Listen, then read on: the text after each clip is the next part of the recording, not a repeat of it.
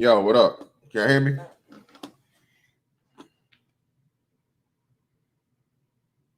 Yeah. What's going on with y'all, man? What up? Can you hear me?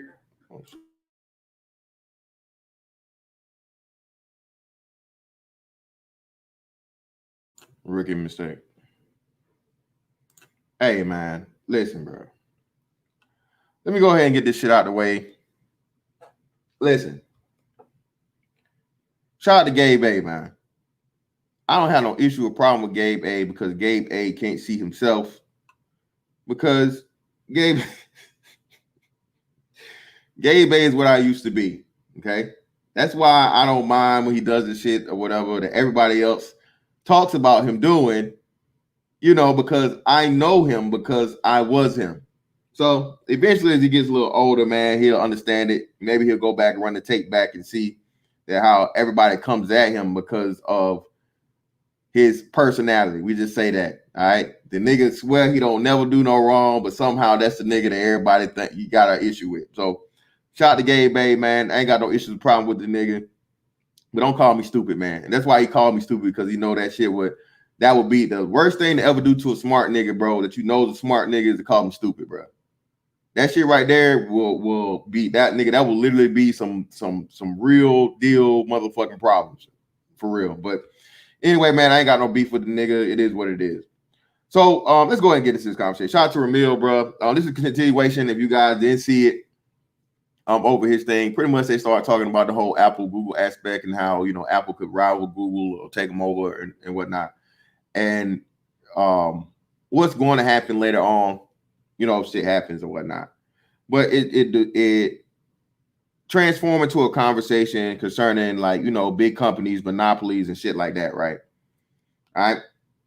So, and I think what was getting missed because it's in the midst of a debate or discussion or two opposing sides was this. What I was saying is this, man. Okay, when you have a business that gets so big, and again, history is on my side. All right. You allow that business to become a monopoly and or an oligarchy. Okay. Those are bad. All right. The reason why you don't allow a monopoly is because monopoly turns into an oligarchy, and an oligarchy turns into what, people? Oligarchies turn into motherfucking communism. All right. All right. They control, you have the state or a business that can act as the state that controls the fucking people. In order for an economy, especially a capitalist economy, to work, the people are supposed to control the business, not the business controlling the people. I say again, this is simple fucking economics. All right. Simple understanding of motherfucking what capitalism is supposed to be. All right. The people are supposed to control the businesses, not the businesses control the people. And when you allow businesses to get so big and to account for so much of the market, then the business manipulates or controls the market. Therefore, they control the people. Okay. Shout out to MOT. Shout out to Erica Williams. Okay. The reason why truck drivers and people that are truck drivers aren't worried about the trucking industry going anywhere is because they know if you were to shut down the trucking industry, okay, if you were to shut down the trucking industry, there'd be a fucking famine nationwide. All right. There'd be nationwide fucking famine, bro. All right. Nationwide. Because you know why? The majority of the fucking people get their groceries and water, food, all the shit you need to live through the fucking trucking industry. Okay. All right. So that's how and why people in that industry wasn't worried, and they knew when people talking about trucking's dying, is a whole bunch of bullshit, because they understand the impact that the trucking industry literally has on the fabric of American existence. Okay. Now, when you switch that over to something that where it isn't really essential, but it's been made essential, all right, like Google. The point that I was trying to get by with Google is Google really has no true competition because Google is in a lane of its own and it's created its own lane by eliminating the competition. Okay. Google's not only a search engine. Google's not only a web browser. Google's not only a advertisement firm. Google's not only a cloud. Google's not only a mapping or fucking tracking. Google Maps. That would be what's the word I'm looking for? What's the word I'm looking for, y'all?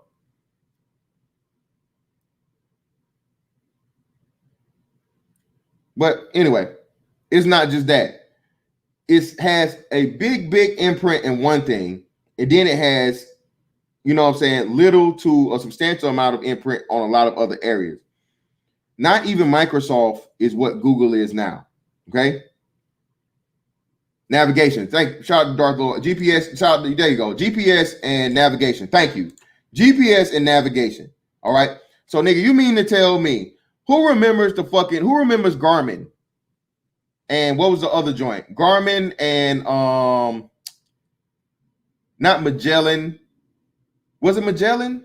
It was named after one of the famous explorers. I think it was Magellan. Was it Magellan? Garmin, and what was the other one? Was it Magellan? It wasn't Magellan.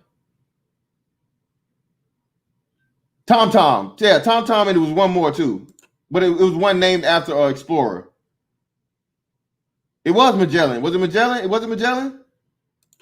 Well, however, that's the perfect example. Y'all understand that Google put these businesses pretty much out of business. The only one I even know that still exists right now is Garmin. And the only reason Garmin exists is because Garmin is used with the military shit. I think they have a military contract where if and when you they put it on the watch, you know what I mean? So you can have GPS locators on your watch for people that are in the field. All right. So that's the impact of Google. All right. Google doesn't just control one lane. It controls so many, and it has such an imprint and an impact, bro, that they're getting too big to the point where they're not going to be able to be controlled. That if they decide to shut certain shit down, then there's no one there to fill the void or the vacuum. See, that's another big part too. And let me get to my Walmart analogy, right? So when Walmart first started coming through, you know, you had all of the small mom and pop shops, local groceries, and all these things, and so on and so forth, right? But when Walmart came through, they put all of those people out of business. So the only place for you to go work was Walmart. Why? Because before, where you had 5, 6, maybe 10, depending on how big your city was, and so on and so forth, of like, you know, local grocers and you know, smaller grocery stores, you know, like stuff like again, Piggly Wiggly, Buy Low, stuff like that, right? I don't know, whatever it was in your region, you know, right? To where you had 10 of those that could hire, let's say 20 people each. That's 200 jobs. All right. Walmart came through, put all of them out of business, or the majority of them out of business. And now all of those 200 jobs goes to Walmart because they hire 200 people just in the one store because they're much bigger, right? Okay. Well, now you have the limitation of those same 200 jobs are just in one place.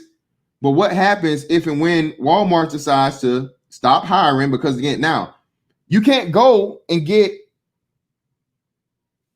no more jobs because all the other places that you would work doing the same job are what? They're out of business. Walmart coming along took out all of the competition and made them the only avenue of you receiving employment. Okay? So now if they have a freeze on jobs or they're at their 200 person limit, well, there's nowhere else for you to go and get a job because those other stores have been eliminated. Okay? Or if Walmart is not doing enough making enough revenue and they have to cut back on people, let's say they cut 30 jobs down to 170. Now there are 30 people out of a job that wouldn't have been out of a job before because at least if one business was short or they weren't making enough revenue, they could at least have another option, another place to work to go do the same exact job. And I'm using this reference so it could be everything be the same. Oh, well, they could have went and worked the Foot Locker and so on. Again, man, come on. Of course. But I'm using this for, you have to stay in the same realm to make it make sense, okay? So what Google did is Google is Walmart, okay? Google came through and the antitrust thing put up against Microsoft made a way for them to be able to get as big as they did.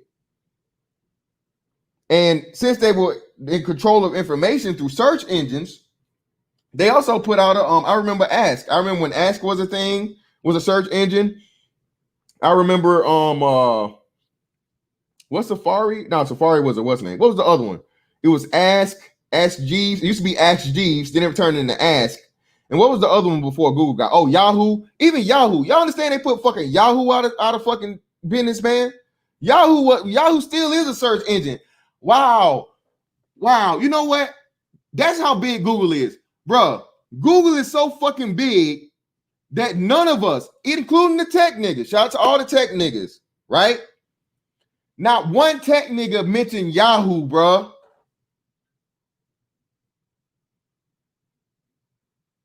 Shout out to Sole Provider, MSN, Net Zero, Alta Vista, AOL. Yeah. Look, bruh. Yeah. Nobody mentioned Yahoo. Nigga, you know how big you gotta be to make niggas forget about Yahoo? It's funny, but not funny, and it proves my point at the same time. You feel me? Zero, what the fucking about? Bruh, nigga, we had a conversation about tech shit, and Nick, no, I'm talking about, no. Zero, I'm talking about today and the whole conversation, you miss it. And Zero, hold up, Zero, bring your ass up here, man. Zero, I gotta break. Zero, get up here, dog. I gotta do it. Gotta do it, man. Come on, Zero. Zero, come on down, brother. This is for you. Exclusive. This was Zero right now. And after Zero get in here, y'all niggas gonna get in here too.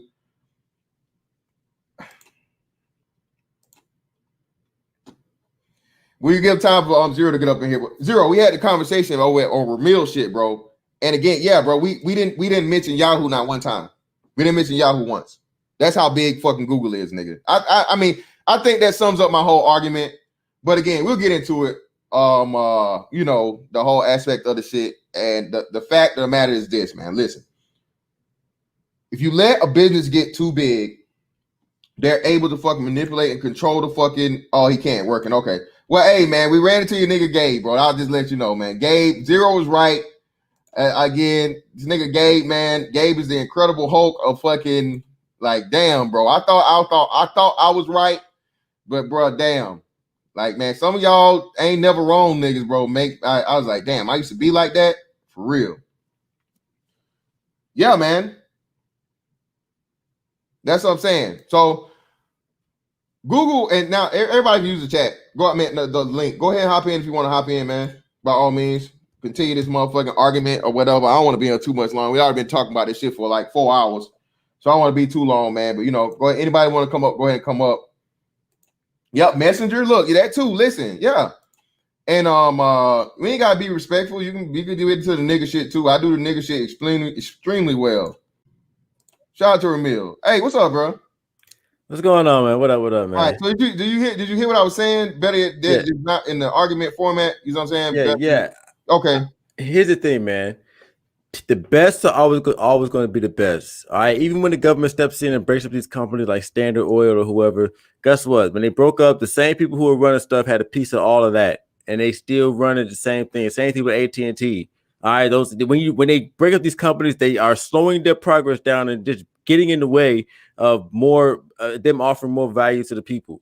I just don't agree with the government saying, "Hey, you're too good at what you do, so we got to break you off." When Google becoming bigger, they're not stopping anybody from creating a search engine. They're just stopping you from, or attempting to stop you from getting the market share through competition. They don't have a gun to your head. If you're better and you provide something better, you can always take over. That's how Google took over what? Google took over Yahoo because they were better. Yahoo had a chance to buy Google, right?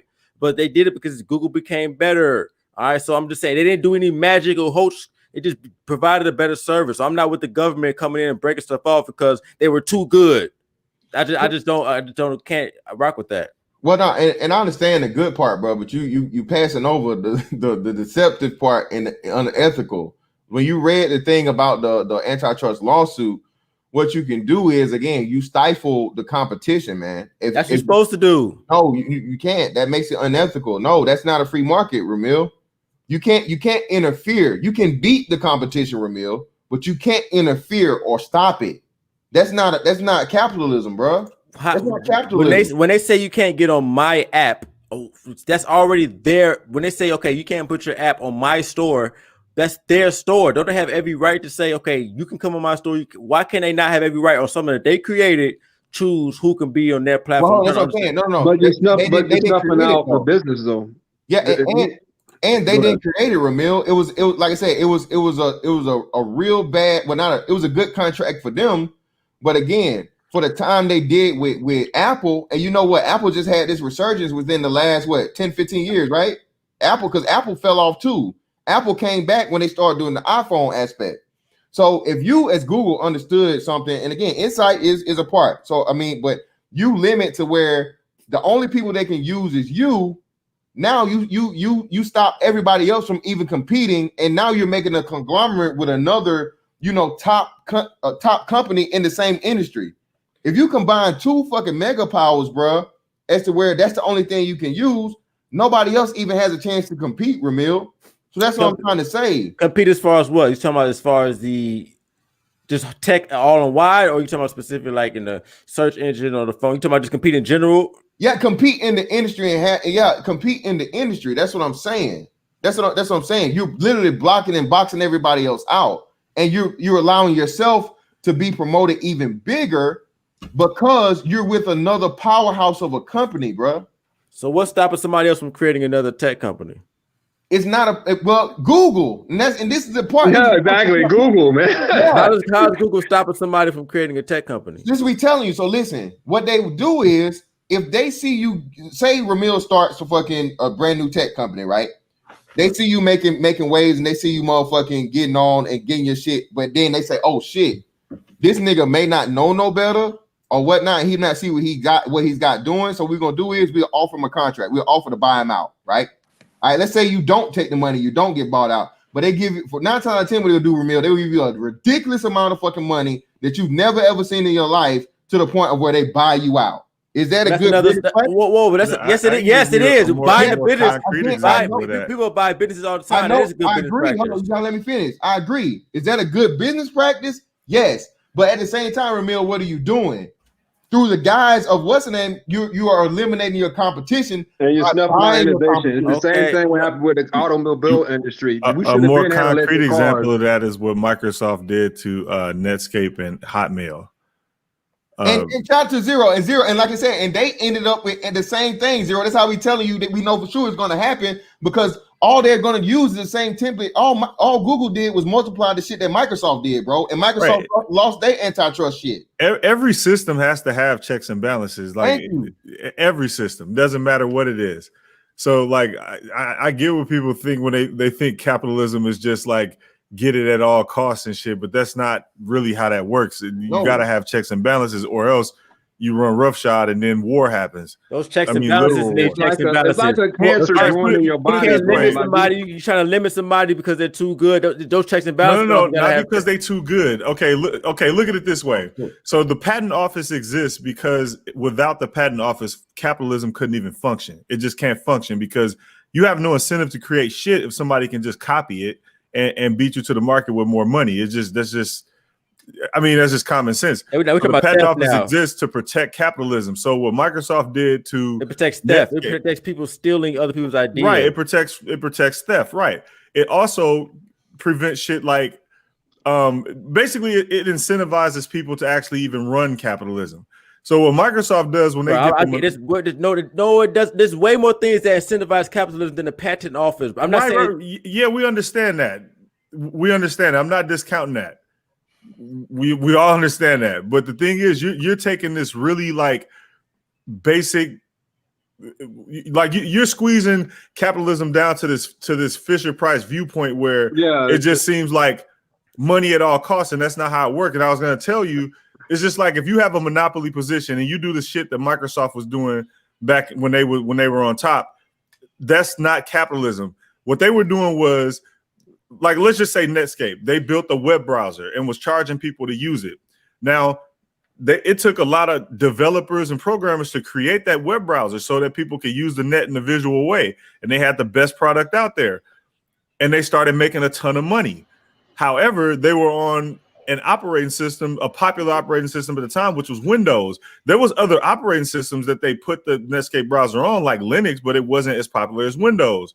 Microsoft saw that they were about to be big, so they basically reverse engineered the browser, which is stealing their IP, and gave it away for free and put them out of business overnight.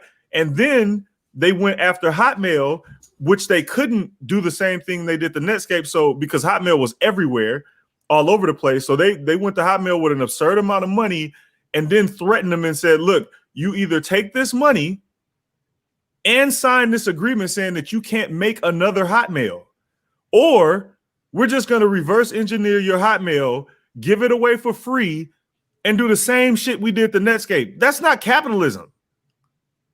According to who? According to the principles. According to the principles of capitalism, it's not capitalism. But is that capitalism to get rid of your competition? To hold on. To buy up your competition, not capitalism. That's not buying up the competition. That's not buying up the competition. Means buying the competition. Threatening to basically steal their IP. I think it's fair for Emil. Threatening to steal their IP is not capitalism. Okay, so if they got a patent on something, if they have a patent on something, how can they steal something? Because you just talked about the patent office. How can they steal something that's already been trademarked and patent? Ramil, I think it's hold on. How can somebody steal something that's already been patented though? I think it's fair. They just it's on their platform. They just make another one and give it away for free. I think it's fair for Ramil what I'm hearing. Good evening, gentlemen. Good afternoon rather. I think it's fair for Ramil to define his particular interpretation of capitalism, because as a technology person all my life pretty much, and as a business person, I understand exactly what Brother Zero is getting at. And when I look at it, not from a technology perspective, but from a business perspective, understanding the technical aspect behind the scenes, because that's the actual work that I do. When I look at a Microsoft is still just as big because they own something called the .NET framework. Everyone uses the .NET framework, whether they know it or not. And if the .NET framework were to go away today, a lot of companies, a lot of technologies that companies use, whether they are aware of it or not, they would fall. And I'm kind of a proponent for Google and large companies based off the premise that, I believe to the victor goes the spoils, but you do have to have fairness. But if we think about it, Google was the first in class to come up with the type of innovation. Those developers that Zero mentioned, they were first in class to innovate the type of innovation during the time that they did it. And they had not only a running head start, but that innovation was ahead of its time, and it continues to evolve. And, again, I have to agree with the Brother Zero. It isn't necessarily about capitalism. I think the confusion comes when a company is so successful at different facets of innovation that they become large, that they become very strong. And when they start to spread their tentacles, they kind of get penalized for it. And so the question I would beg to be considered is, would we rather have companies curtail back innovation that, okay, they don't become as big as they are, but what happens to the benefits that society reaps from that innovation? That's what we're asking. And I don't think that's fair. All right, real quick, let me read. Shout out to Caesar D1 for the $49.99, man, for the 50 piece. Thank you, brother. Always coming through. Fellas, the brilliancy of Rockefeller legal team is how he became richer after the government separated Standard Oil. And if you niggas don't know, ExxonMobil is the grandchild of Standard Oil. Rockefeller still getting it in. Shout out to Caesar D1, man, always coming through with the pocket. Shout out to my man Aegon Stark, man. Walmart was great value version of every food product. Why do they sell every other brand? Why don't they freeze out the competition? Because that's limited to their store. Right. Also, I want to answer Ramil's question about patent shit, and then I want to touch on what he's talking about with the .NET framework. There's too many alternatives to .NET for Microsoft to monopolize that. I mean, they're succeeding off of it, but so is everybody else. There's Java, Python, which is like probably bigger than .NET. But to Ramil's point, so as far as like stealing IP, so Xerox had a patent on DOS back in the day. All he did was go home. He asked them, could he see it? Went home, reverse engineered it, changed it just enough to get around the direct copy. They let him see it. You said yeah. He took it home, reverse engineered it, and then changed it just enough so it wasn't a direct copy. Put MS on the front of DOS, and then started selling it. Same thing Microsoft did to Netscape. They reverse engineered the browser, changed it enough to be different, called it Internet Explorer, and gave it away for free. Did any of them sue? Did any of them sue for that? Netscape sued. They couldn't do shit because they did they win or lose? Did they win or lose that lawsuit? Do you know? Netscape lost because you can't patent code. You can patent your product. They can patent the Netscape browser, but you can't patent code. So all they did was go back and reverse engineer the browser and just use different things. Like, for instance, if you could do in programming what's called an if statement. There's also a shorthand version of an if statement where you just use a question mark, your variables, and your result. Ternary operator. Right. And you're done. You could do that and get around. Like, all you got to do is don't directly copy it. Okay, because it seems like what I'm seeing is that Microsoft actually was punished for doing that to Netscape. I'm not saying what you're saying is wrong. I'm pretty sure they probably did do some shit, but I'm saying when they did some stuff like that, saying like in 2001 it was a verdict, like they got punished for that. Yeah, they had.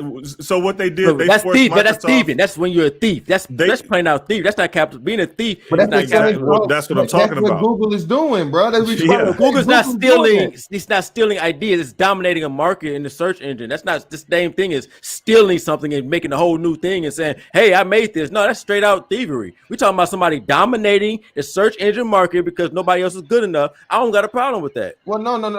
Again, no one has a problem with that. Ramil, again, man. Like I said, and the stuff that came out, what Zero's talking about, only came out after the fact, after all the evidence and everything was permitted, man. So it remains to be seen just how diabolical and like I said before, Ramil, and I agree with this all the time, man. Look, if you're a great business people make horrible friends, okay? Hell, Bill Gates himself is one of the most diabolical motherfuckers on the planet of Earth. Bill Gates would steal from his mama, man. He don't give a fuck. So a part of the thing is that, but once you become an official business, man, you have to, you can't not have competition. And the smart businesses understand that and know that. If you get so big as to where people won't even try to compete, Ramil. It's like me, like Ramil. It's like if I was to go to a motherfucking middle school basketball team and like, hey, who want to play me one-on-one? You know, like, you think motherfuckers gonna come up or elementary school and they gonna be like, nah, nigga, what am I doing? Are you serious? Are we playing? Are you joking? Are we for real? No, I'm for real. We gonna play a real game one-on-one. No, so basically companies should just not. So you're saying they should stop being so good, stop being so innovative, so that they won't get so big. Ramil, you are completely obscuring the fact that it's not just because they're so good, and they have why they are there. They have literally captured regulatory. Like, essentially, you have why you think companies lobby so much, specifically Google. Google just last year spent $21 million just in lobbying funds because they actually get laws changed, written to benefit them, written to Obviously stop, not. The government trying to do that. Well, no. Well, Ramil, but that's what I'm saying. That's not politicians. That's the Department of Justice. That's totally separate from the senators. The lobbyists write the laws, right? No. Hold up. Somebody just said. Like, as one of of y'all last said the week- lobbyists wrote the laws. As of No, last the week, lobbyists don't write the law. No. So the lobbyists don't write the laws, but they actually go and lobby. They lobby for think tanks that actually write the laws. Okay, so our congressman, but Google's now being prosecuted by those laws. Google recently, as of last week, they actually fired a large majority of the lobbyists. Yeah, because they got sued. They see it wasn't working because the purpose was to try to get those laws manipulated, but obviously they weren't working because they got sued. They've been doing it for years, though. That's what I'm saying. When you have monopolies, they're easily able to influence our politicians, our governments in their benefit. That is not capitalism. That's oligarchy. Obviously not, because they're getting sued. They're in court right now, right? You brought up the case. Well, they're getting sued because of their practices. You're not. Wait. How powerful are they? Bro, true. Like, hold on. If it's not capitalism, then why are they getting sued by the government? Ramil, because eventually, man, everything has to be brought to a head. Somebody sees and calls out the bullshit. Again, you have a different regime in there. How long did it take Google to become what they've had and like I said, no resistance? How long have they had it? Of course, eventually you're going to have to do it because too many people are going to complain. And people that understand, people that understand capitalism understand that overall, bro, if you let this happen, you literally destroy everything. You understand that? You destroy. I understand that we're all using Google, but mad at Google, but we use it. If this was capitalism, Ramil, they would not be in court if they were capitalism. That is very false. Okay. Why would they be in court then? Well, hey, we got MOT in the building. Go ahead, MOT. All right. Well, here's the problem. You have to realize that the government laws are not going to keep pace with innovation, with businesses and the technical arms that they can reach out and buy companies with. Like all this new stuff that is out here, companies becoming this big, we don't even have laws yet to combat this stuff. And our political system don't work fast enough that would even be able to stop a Google or even an Apple from coming to exist, let alone fighting against each other. So the laws are nowhere near keeping pace with how much stuff that's going on within the marketplace. I mean, they're in court right now, though. I mean, as of October 20th, the United States I now, but when it comes down to people saying that they want more regulation of business, you got people who don't want that in no type of shape, form, or fashion. And then everybody runs on the fact that they're cutting all these regulations for business. Who you think they're cutting regulations for? Small businesses like mine or large organizations like theirs? Well, that's what I'm saying. But MOT and let me shout at Matt out for the 5. Thank you, brother. You cannot conflate crony capitalism with pure capitalism. Good point, brother. The real talk. And MOT, this is what I'm saying though. So even though it's not in your industry, MOT, okay, but someone that's in the tech industry though, this is a protection. Because, or actually, no, I take that back.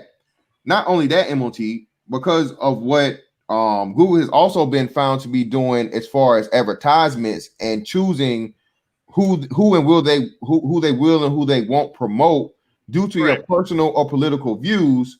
Bro, that's major. That's huge. You can't, because they're literally determining the losers and the winners because of where you show up in the search engine or if you show up at all and all these other things. So I agree with you wholeheartedly, and you're 1,000% right, MOT, as far as like the law really isn't advanced enough or isn't advancing fast enough to keep up with it. But to completely and take it away, that would be a nightmare for small business and competition and capitalism overall, period, man. You can't have it to where it's just the wild, wild west and whatever happens, happens. No, because then, like I said, you get motherfuckers that get so big to where they just either buy everybody out or they box everybody out. And there is no capitalism without fucking competition. And this is the reason why companies couldn't combine. Companies couldn't combine because they just kept destroying jobs whenever they combine companies. They just start folding jobs into other jobs. And that's kind of what happened. And this is why I think they should slow way down on these mergers and acquisitions until they have a person at least promise to keep jobs for a certain period of time in a certain area. Because I'm not sure if you like it, but these horrific people on the goddamn phone are not trained how to do one thing well, and now they're researching how to do 10 or 12 things sitting at the damn desk, and wasting all our time and keeping us on home forever. And that's what happens when you got people doing 10 to 20 things, and there's really no competition. There is a fine balance to the shit. You know what I mean? I'm not advocating a complete, government takeover of companies. Allocation. No one ever said that. No. I'm not. I'm not saying that you did. I'm not putting words in your mouth or any words in anybody's mouth. I'm just saying from a balanced perspective. You know what I mean? It has to be, some kind of nuance when it comes to manipulating the levers of capitalism. I mean, we can't even stop bulk trading per second in Wall Street, and they've been doing that for about 20 years now. Well, there was a huge. There's just I don't know if you guys knew that. I was going to talk about it too. Goldman Sachs just had to pay. I think they said $2.9 billion for them getting caught up in some international. Okay. How much money did they make to pay $2.9 billion Who knows? Taxes and fines? Who knows? I know. That's what I'm saying. They get away with it for a while, and then they pay some measly ass fine, and they keep all the money that they made with the illegal shit. Everybody can't do that. It's the same thing. It's the same thing Pfizer did. It's the same thing that Merck did. They make all these billions of dollars. But when they're doing it at that time, whose fault is it that the government did not catch up? Because what they're doing is technically not illegal if the government didn't write a law regulatory for it. capture. But the thing is, you have these FDA agents, you have the heads of FDA that are basically promised lucrative jobs when they get out of the government. And exactly. All they got to do is look the other way, and a lot of things, especially. But once again, when they're doing these things, it's not illegal. It's not illegal when it is illegal. But until the law gets passed. No, the law didn't catch up. Like Manitomal just said, the law is behind the innovation. So if they're doing some stuff that might be in the gray area, whose fault is it that maybe the government needs to hire more tech people to keep up with the innovation? Because if they don't know if it's illegal or not, they're gonna do it. They're gonna pull it. They're gonna try it. In terms of remember, there's two sides to that. There is the legal aspect of the laws not keeping up with it because of donations to Congress, and then there is the laws that are already on the books, but the specific state or locality where the things are happening, they refuse to prosecute because they're quote unquote too big or bought off. So there's two issues there. It isn't just one or the other. It's both of them working in tandem together. Or there just isn't the will to prosecute because of the lobbying that's going on. Like again, a lot of our politicians are controlled by lobbyists, are controlled by the money that is put into their campaigns, are controlled by the junkets that these lobbyists actually are able to provide to these congressmen. And they're getting like tickets, they're getting fucking free vacations, they're getting all type of shit, bro. Our government has been captured by lobbyists. All right, real quick, let me let Mike V up in here, man. Shout out to Mike V in the building, man. What's up, brother? Hey, peace to the panel, peace to the chat, man. Yeah, I think Zero had pretty much hit it out the park on this with his example. There's not really much to actually debate or deliberate on. But to this point, these antitrust laws don't just start with patent theft and just monopolization. It also happens to be redlining in the hiring practices as well as the labor. And so if you look at historic precedents on this, you'll see that a lot of Black people, and I'm saying this in the context of Black people, how it relates to them, they were kept out of those markets as well, pre-1965 for a long time, from the 1890s all the way up into the 1960s. And it's still happening right now. So antitrust isn't just for big corporations. It also happens to people on the ground. And it is illegal to actually keep Black people out of these markets. Keep Black people out of the housing markets? No, not housing, enterprise. How are they keeping Black people out of enterprising? If you do your research on civil law, I think out of the University of Chicago, they have documented a lot of this. We did this on MOTs a few weeks ago, but what they did was from a labor standpoint, they kept Black labor out of these markets. What market exactly? And then on the second half of it, they also kept these black enterprises from actually rising beyond their capabilities. And so that's why you kind of see all of these sort of markets dominated by white corporations. There were very few, if any. What markets are you talking about? What markets stopped a black company from enterprising to the maximum capacity? That's very vague to just say markets, and like there's specific like industry or market. Agriculture. Okay, so black farmers were screwed out of their wealth. Are all farmers screwed because of the Monsanto, and that affecting all farmers with that big takeover? I think that's affecting all. I mean, I'm not saying it doesn't happen, but to say it just did to black folks when all farmers is suffering. No, we're talking about black folks in this context. We're talking about black folks in this context. I don't know where you're getting Monsanto from. I think Mike was just basically trying to expand our view of monopolistic tactics. That's what he's bringing up. Yeah. The historical reference of black people being closed out of different markets. He's expanding our view of monopolies and I don't know that. I thought that was some. All right, I didn't know. I thought it was some. A. Philip Randolph went to FDR and demanded that black people have access to the military-industrial complex. They were kept out of that. And they said if you didn't do it, we will march on Washington. And instead of marching on Washington, FDR said, "No, we'll let you in." That all of this is about antitrust. Hold on. So I thought we talking. Is that civil rights or race? I mean, I thought is that the same thing as like monopolies? Hold on. We're kind of going to know. I can explain to you. So listen, again, it's antitrust because, like you said, it's eliminating people from getting into a market. Competition wise, business wise, or discrimination for other things, like he's saying. So, what markets were black not able to? Because black farmers all markets, black people were not able to penetrate. That's a fact. All markets. They were being kept. He's saying Jim Crow time and very, very close to civil rights. Before pre-civil rights, bro, you weren't allowed to even operate in the industry, and if you were, you didn't get any type of government funding, or people would deliberately not buy from you to put you out of business. You see what I'm saying? Yep. So how were there? So I mean, I'm not okay. So this is my thing. And sometimes, so what about the ones who were dominating? I mean, did they slip through the crack, or you know what I'm saying, or because now we get back to the BGS type argument when we say blacks in the past were locked out, even though there were a lot of successful. Well, no, it was the majority of them that were, Ramil, and depending on where you live, especially when you could get to the South. But like I said, there are exceptions to the rules, but the exception doesn't make the rule. Yeah, that's part of the reason why you don't see Walmart in places like New York City and Boston, is to keep them from swallowing up these small businesses. Well, you got Targets though and stuff. I mean, Target does not have the same supply chain management and logistics dominance that Walmart has. Walmart employs, I think, something like 40% of the U.S. population.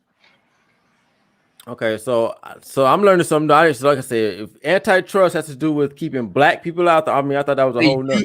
They used Jim Crow to override the Sherman Act, which is or the Shepard's Act, which is what antitrust is based off of. You understand that aspect, right? Well, like I said, I think things are being conflated. I think could you check civil rights? I mean, because I don't think anybody stopped blacks from because that's the case. What's stopping blacks from competing? What's stopping blacks from competing today? What's stopping blacks from competing? Because same things going on today. We're not competing today in industry. Access to capital. Yeah. How much capital do you need to what industry do we not have enough capital to penetrate? Just about every industry that's dominated by whites. So whoa. So basically, nothing. Hold on, bro. So you're telling we don't have the ability to penetrate any industry as black people in America? You're not competing with both. I didn't say I said penetrate, and things take time. Like these companies were built overnight. Say that again. Things take time. Like these companies were just built overnight. We'll use Google as an example, since we're using Google. Google was subsidized by the government.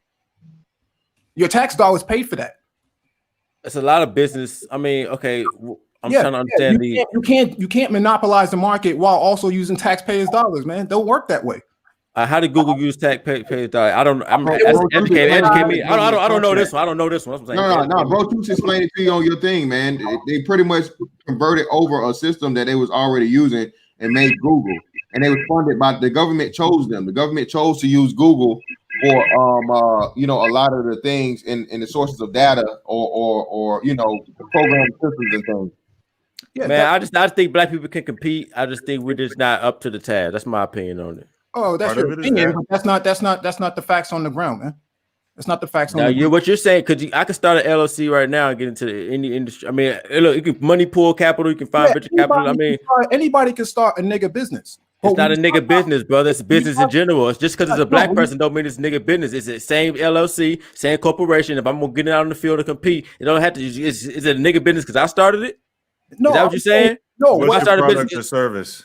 It depends on what industry I want to penetrate. Say that again, sir. But I don't think black people are locked out. Just starting the LLC isn't enough. What's your product or service? I'm just saying, depending on the industry I'm in, I'm not thinking that I'm locked out because of a white person, whatever. No, I understand that, but what is your product or service? Because if you are looking for capital or capital from somewhere, you're going to have either a product or service and a business plan behind it. You can't just have an LLC. Yeah, I understand that, but that's the next step. But you can get there's many ways to raise capital, and you don't have to just go to the bank and say, "Hey, please give me a loan." There's many ways to do it. But the difference here, Ramil, is that black people who had good credit scores did not have access to that capital because they were denied it. You don't need good credit to get capital. No, you're missing my point. When black people applied for these business loans and these grants, they were denied it. Okay, when white people, especially those who had less of a credit score than their black counterpart, they were given access to capital. This is a part of the monopolization of markets. So why didn't black people? So these other we didn't? I mean, I'm just saying. Okay, so white folks don't want to give you some capital. Is that the only way to get capital? No. Go ahead, sir. Please. Okay, so what are you thinking about as far as like generating capital? I mean, it's a lot of ways. You can go to a venture capitalist, you can, friends and family. You can crowdfund. You can sell your assets that you have personally. I mean, you can go. I mean, raise capital is you can go many creative ways. It's called creative. And all of those have dependencies. First of all, you're going to look at even a bank loan has dependency. Right, but what are your products like? What is your product or service? First of all, how much capital do you need for it? Like, for instance, if you were doing some like a type of location services app like this black guy in North Carolina was doing back when Gowalla and Foursquare was the shit, you need access to a lot of capital because you need to access a lot of data to pull through a lot of servers. At that point, you are going to need somebody to give you money. Angel investor, either a bank or angel investor or whatever the hell it is you need to generate that kind of capital, and it's not going to be small. So at that point, you're going to have to produce some type of like proof of concept, or your business plan has to have more than just. But black people can do that, right? Black people do have the ability to create business plans, right? We do have the ability to create these things, correct? Right, we do. But the thing is, when you say generate capital, you're kind of making it sound like you can just pull the money out your ass or just go to your family. No, I'm making it sound possible. Right. No, it's possible. It's possible. Okay. Yeah, it's possible. Anything is possible. I think I understand where Ramil's coming from, and at the same time I understand my good brother Mike. I think the thing that's missing from this particular context is scale. I don't, because no one has mentioned scale. On one hand, yes, it is very possible to use a numerous amount of methods and ways to get wherewithal, to get capital, and to point that capital towards particular resources to be used in said venture, as Zero has said. But we haven't really mentioned or said toward what scale. Now, if you're going very large scale, I think we all know that from the aspect of what Zero was saying, and to attach to that what Mike is saying, if you're going large scale, no, Ramil, black African Americans on average do not have the same type of leverage to initiate large scale capitalization or capitalized financial projects to bolster that big business. Now, if we're talking smaller scale, it's a little bit easier, and the gates are a little bit friendlier to amass that type of capital. So yeah, well, let's look at Silicon Valley. I mean, how did Silicon Valley become what it is today? There's a lot of access to venture capitalists. Most Black neighborhoods do not have access to any of that type of stuff on a fractional scale. They just don't have access to venture capital. So you saying venture that capitalists do not invest into Black businesses at the scale that they do. That's their money. No, you're not. You're missing the point. Here's the thing, man. If you got a good, here's the thing. I'm telling you, listen to what I learned in real estate. If you have a good, they can smell a dollar from a mile away. I don't care what color your skin is. If you have a good prototype or a good plan, something, they don't give a fuck. They want to make money.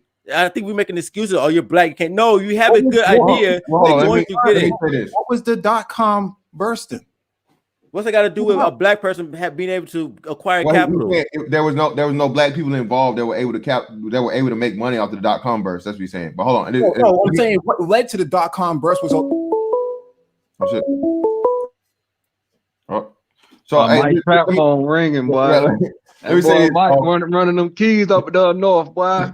Let me say this, Ramil, and again, man, I'm with you on that, man. Listen, the whole aspect of in the back in the day, in the past, it wasn't as possible. Now I don't see as many excuses as for it, but I think Cyberlion brought up the most important aspect of it. We're talking when you get to the racial aspect of it now, it's more scale, all right? Because like I said, if you want to do some entrepreneurial shit on the the lower level to mid tier, yeah, it's no excuses. Whatever you can find a way to do it, whether you do it through yourself, crowdfunding, build up your own capital, take a loan out, whatever it may be. Okay. But when you get up into these huge things, we're talking about along the lines of where you're trying to, shoot for the stars and compete against somebody like Google and you're Black, it's not going to happen. If you're white, it's not going to happen. What you mean? No. Let me be clear. I'm in agreement with you. Like nobody's going to be able to compete anyway. That goes back to my further point. You're not even going to try it. You'll be a fool to try it to compete with Google. Listen, I live in the #1 city for startups in the country. We know all of this is happening. We have all the data, right? And we covered this on the Black Brain Trust. People are not seeing the picture for what it needs, for the way it should be seen. Black businesses are considered to be high risk and low reward, and white startups. But brother, whose fault is that? Are Black businesses in general? Are Black businesses high risk? Let me finish my. My bad. You understand what I'm saying? My bad. White startups are considered to be high reward and low risk, but we know that most of those startups burst within the first year. They usually don't make it. So a lot of venture capital gets pumped into it, but nothing really comes out of it. And so what I'm saying here is the antitrust argument here is that most Black businesses, most Black neighborhoods or cities that are predominantly Black would look just like Silicon Valley if they had access to the same capital. But they don't. Really? So you're saying the hood looks like the hood because Black people don't have access to capital? That's what you're saying? No. I think you just said the Black neighborhoods. If I can, fantastic. Yeah. And I understand 100% where Mike is coming from, and I want to give a succinct example. Since Mike put that very succinct, he put that perfectly. So Ramil, where the platform Mike's coming off of, there's a Black venture capitalist out there actually who was able to get his way into the game. I can't think of his name right now. They're in Brooklyn, I think. Right, exactly. And what he mentions, what Mike is mentioning, at the core, this particular venture capitalist had mentioned exactly what Mike just said. He went and knocked on a lot of doors in Silicon Valley and outside of Silicon Valley. And the primary thing that he mentioned, again, going back. I know you're talking about. You're talking about the brother who started the razor company. Yes, sir. Sir. He's in Atlanta. Yes, sir. And the prime. I want to extrapolate what you just said and put it in context from Ramil. This brother basically said that on par, what he figured out was that other individuals who went seeking their wings to get venture capital or angel capital or whatever type of capital in terms of the ideas that they had, he found that on average, whites, non-whites, besides blacks, they were more comfortable providing startup capital or seed money to those individuals because they were more comfortable dealing with the aspect of failure from those particular individuals, where you had African Americans like himself with a very solid plan. He had a very solid contingency plan and even a very solid. You're not entitled to nobody's money. Well, hold on, hear me out. He had a very solid plan of execution, but the point is they were less comfortable. You're not entitled to somebody's money, bro. They're not listening. Listening. Hear me out. They were less comfortable with failure coming from a person that looks like all of us on this panel, and they were more comfortable with failure coming from people who don't look like us on this panel. Did they say that? Did they say that, bro? Did you know only 5% venture capitalists only expect 5 to 10% of their companies to be successful? Brother. So listen. So what that translates into, if people like us that look like us on this panel, what did they say this, bro? Hear me out. Just hear me out. If people like us that look like us on this panel have solid, well-founded ideas, and we go to people whom the majority of those people don't look like us, who have seed money to lift our spaceship off the ground, we're not going to be able to have a high success rate in terms of getting that seed money when someone basically is saying, well, I'm more comfortable with a white guy failing. I'm more comfortable what venture capitalist has said this, that they're more comfortable with failure? And even if they did say that, that's their money. It's their money. If I need some money, you know who I'm going to? I'm going to niggas. Okay. If I need some money, I'm going. Look, first of all, dude, to raise capital, you guys are really overthinking it. Somebody don't want to loan you money, take your plan to the next one. If your plan is good, if you have a good plan, I promise you, somebody's going to want to make that money. They're not going to pass on that opportunity to make more money because you're black. I promise you, it does not work like that. If you have something that's, why are they going to pass on making money? Hey, Cyberline, you hit the nail on the head, because that's the person I was actually referring to. Yeah, he actually wrote an excellent piece about this. That's why he left Silicon Valley and went to Atlanta, because of all the hostility towards black startups. And so that's why we, when it comes to these antitrust conversations, it can't just be limited to just Google itself. We also have net neutrality and other forms of antitrust that is going on that impacts us in this very conversation. And so we have to look at this from a more globalized standpoint, that black startups would be in the same position as in a competitive standpoint, from a competitive standpoint, like Google and Facebook and whatnot, had they had access to the same capital, and had they had more investments in infrastructure in their area, but they do not. And so the brother that left Silicon Valley, I really can't remember his name right now. I think his name is like Tristan Walker or something like that. I think he sold his business to Procter and Gamble, or was it Gillette? The razor. He still made a bunch of money, and now he's in the Procter game. Gamble. He's in the game because he was able to sell that company, and now I think he's turned angel investor, and he's doing it from the aspect understanding that he couldn't get a fair shake because there weren't a lot of people who looked like him that wanted to give him the opportunity to fail, even though he had a solid plan. Who according to who? I mean, here's the thing, man. Look, you can't tell somebody else what to invest their money in. I'm sorry. That's not what anybody is saying. You're telling people that because they didn't want to invest in him because they weren't. Anybody is saying. You're saying because they give him. Where do you get the money from? You get from venture capitalists. That's what we're talking about. Google was subsidized by your tax dollars. But you were just talking about somebody. Okay, moving the goalposts again. We're talking about you can't force somebody to invest in you, no matter what race they are, whatever the reason they say, it's their money. But I'm telling you one thing right now: if you have a good plan, I promise you're not going to pass on making money. If your plan is quote unquote solid, they're not going to pass on the solid plan because you're black. They're not going to miss out so the next person can make that millions of dollars and become on top. I promise you, that's not how it works. This sounds like victim stuff. Real quick, I want to help Ramil out. Hold on, real quick. Let me read this. And then I'm gonna kick it to you, Lou. Remember, 1 second. Shout out to Darth Low IQ for the 499. Fantastic for Congress. Work on that temper though. Nah, man, you gotta just tell him it's passion, man. You know, the angry big black nigga. You know, you gotta scare him into liking it. But let me say this before Lou goes. I'm with Ramil on this one because we're gonna stick with the fucking essence. We're talking about the essence, the fundamentals of capitalism. You can't get mad or you can't complain if and when a person doesn't decide to give you that money. Okay, especially when you're talking on the private aspect of it. All right, we're talking banking and stuff like that. Oh, by all means, hey, it is what it is.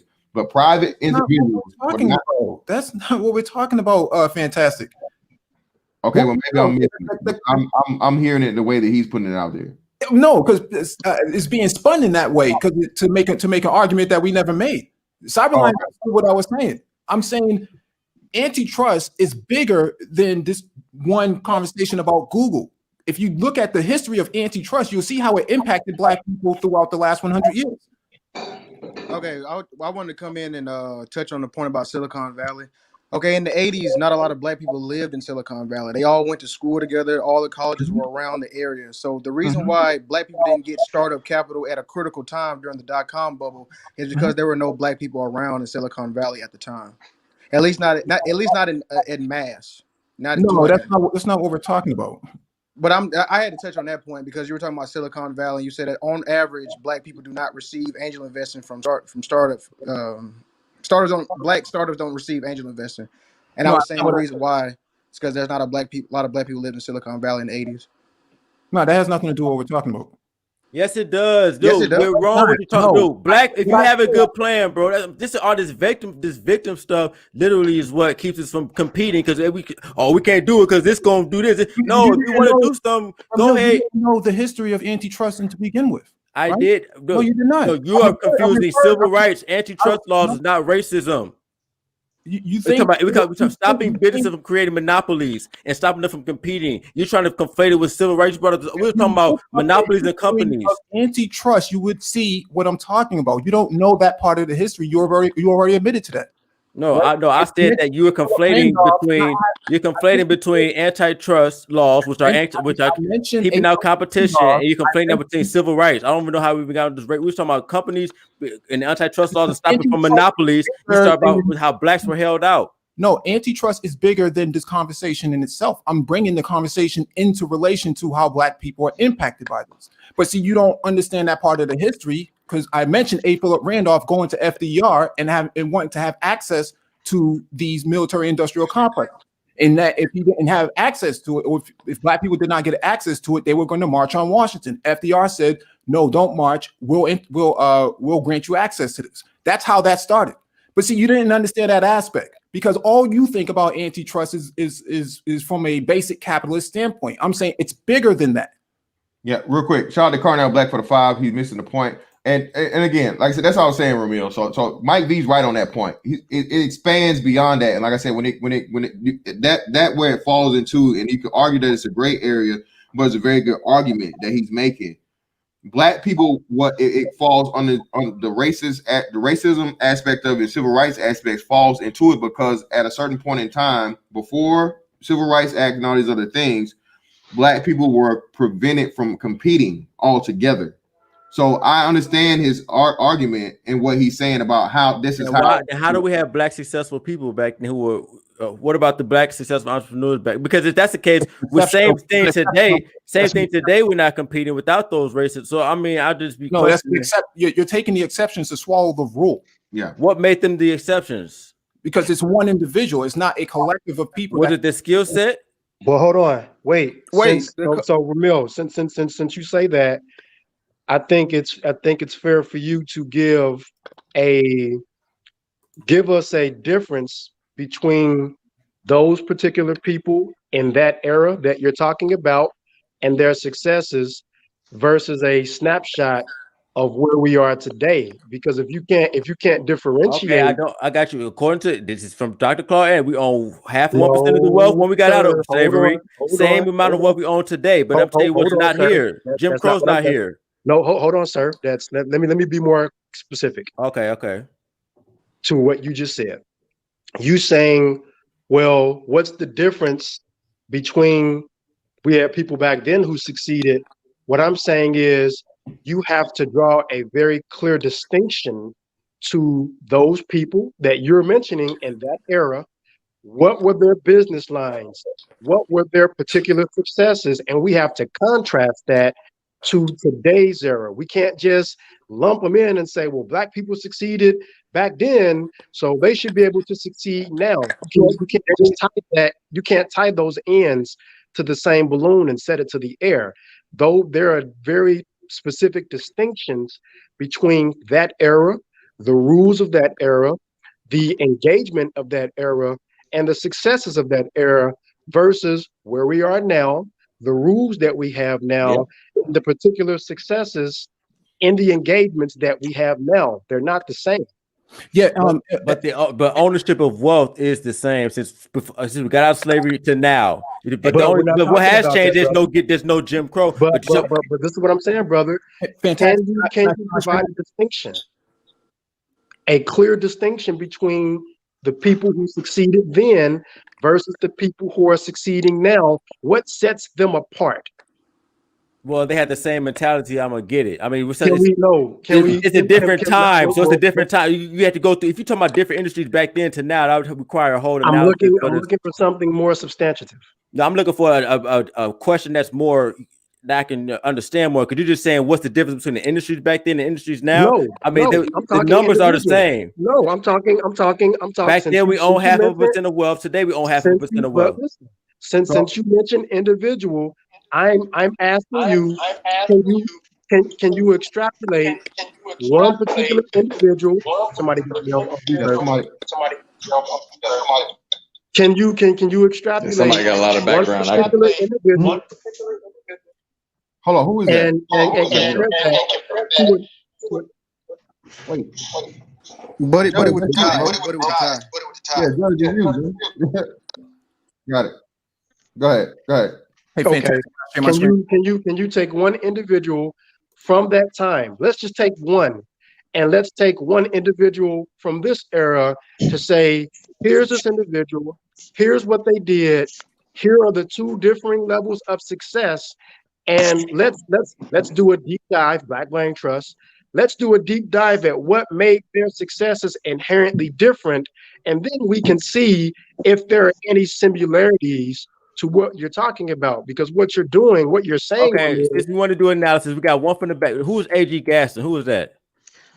And let's talk about David Stewart today, the Black billionaire in tech today. You want to do those comparisons?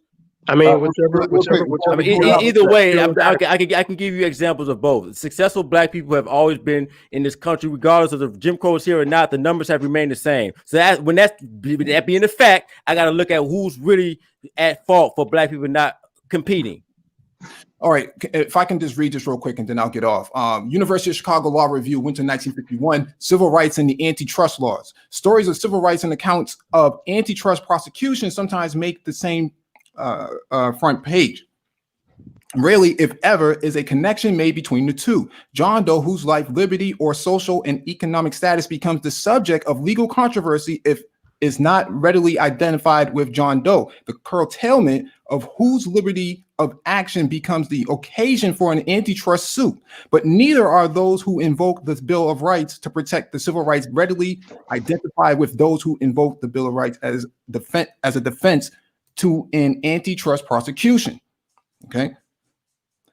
As will be seen from the discussion throughout this article, the term civil rights is being used in a broader sense than the rights which the courts have thus far found in the Constitution. The civil rights referred to here consist generally of the opportunities and protections by which social, political, and economic success or well-being are made available to more than a preferred few. So this is a very long article. It's probably like 100 pages, and it was written just in 1950. Put it in the back chat, Mike. Put it in the back chat. I would like to read it. Yeah, I'll definitely do that, and then I'll get off, man. But thank you for having me on. Appreciate you, Mike.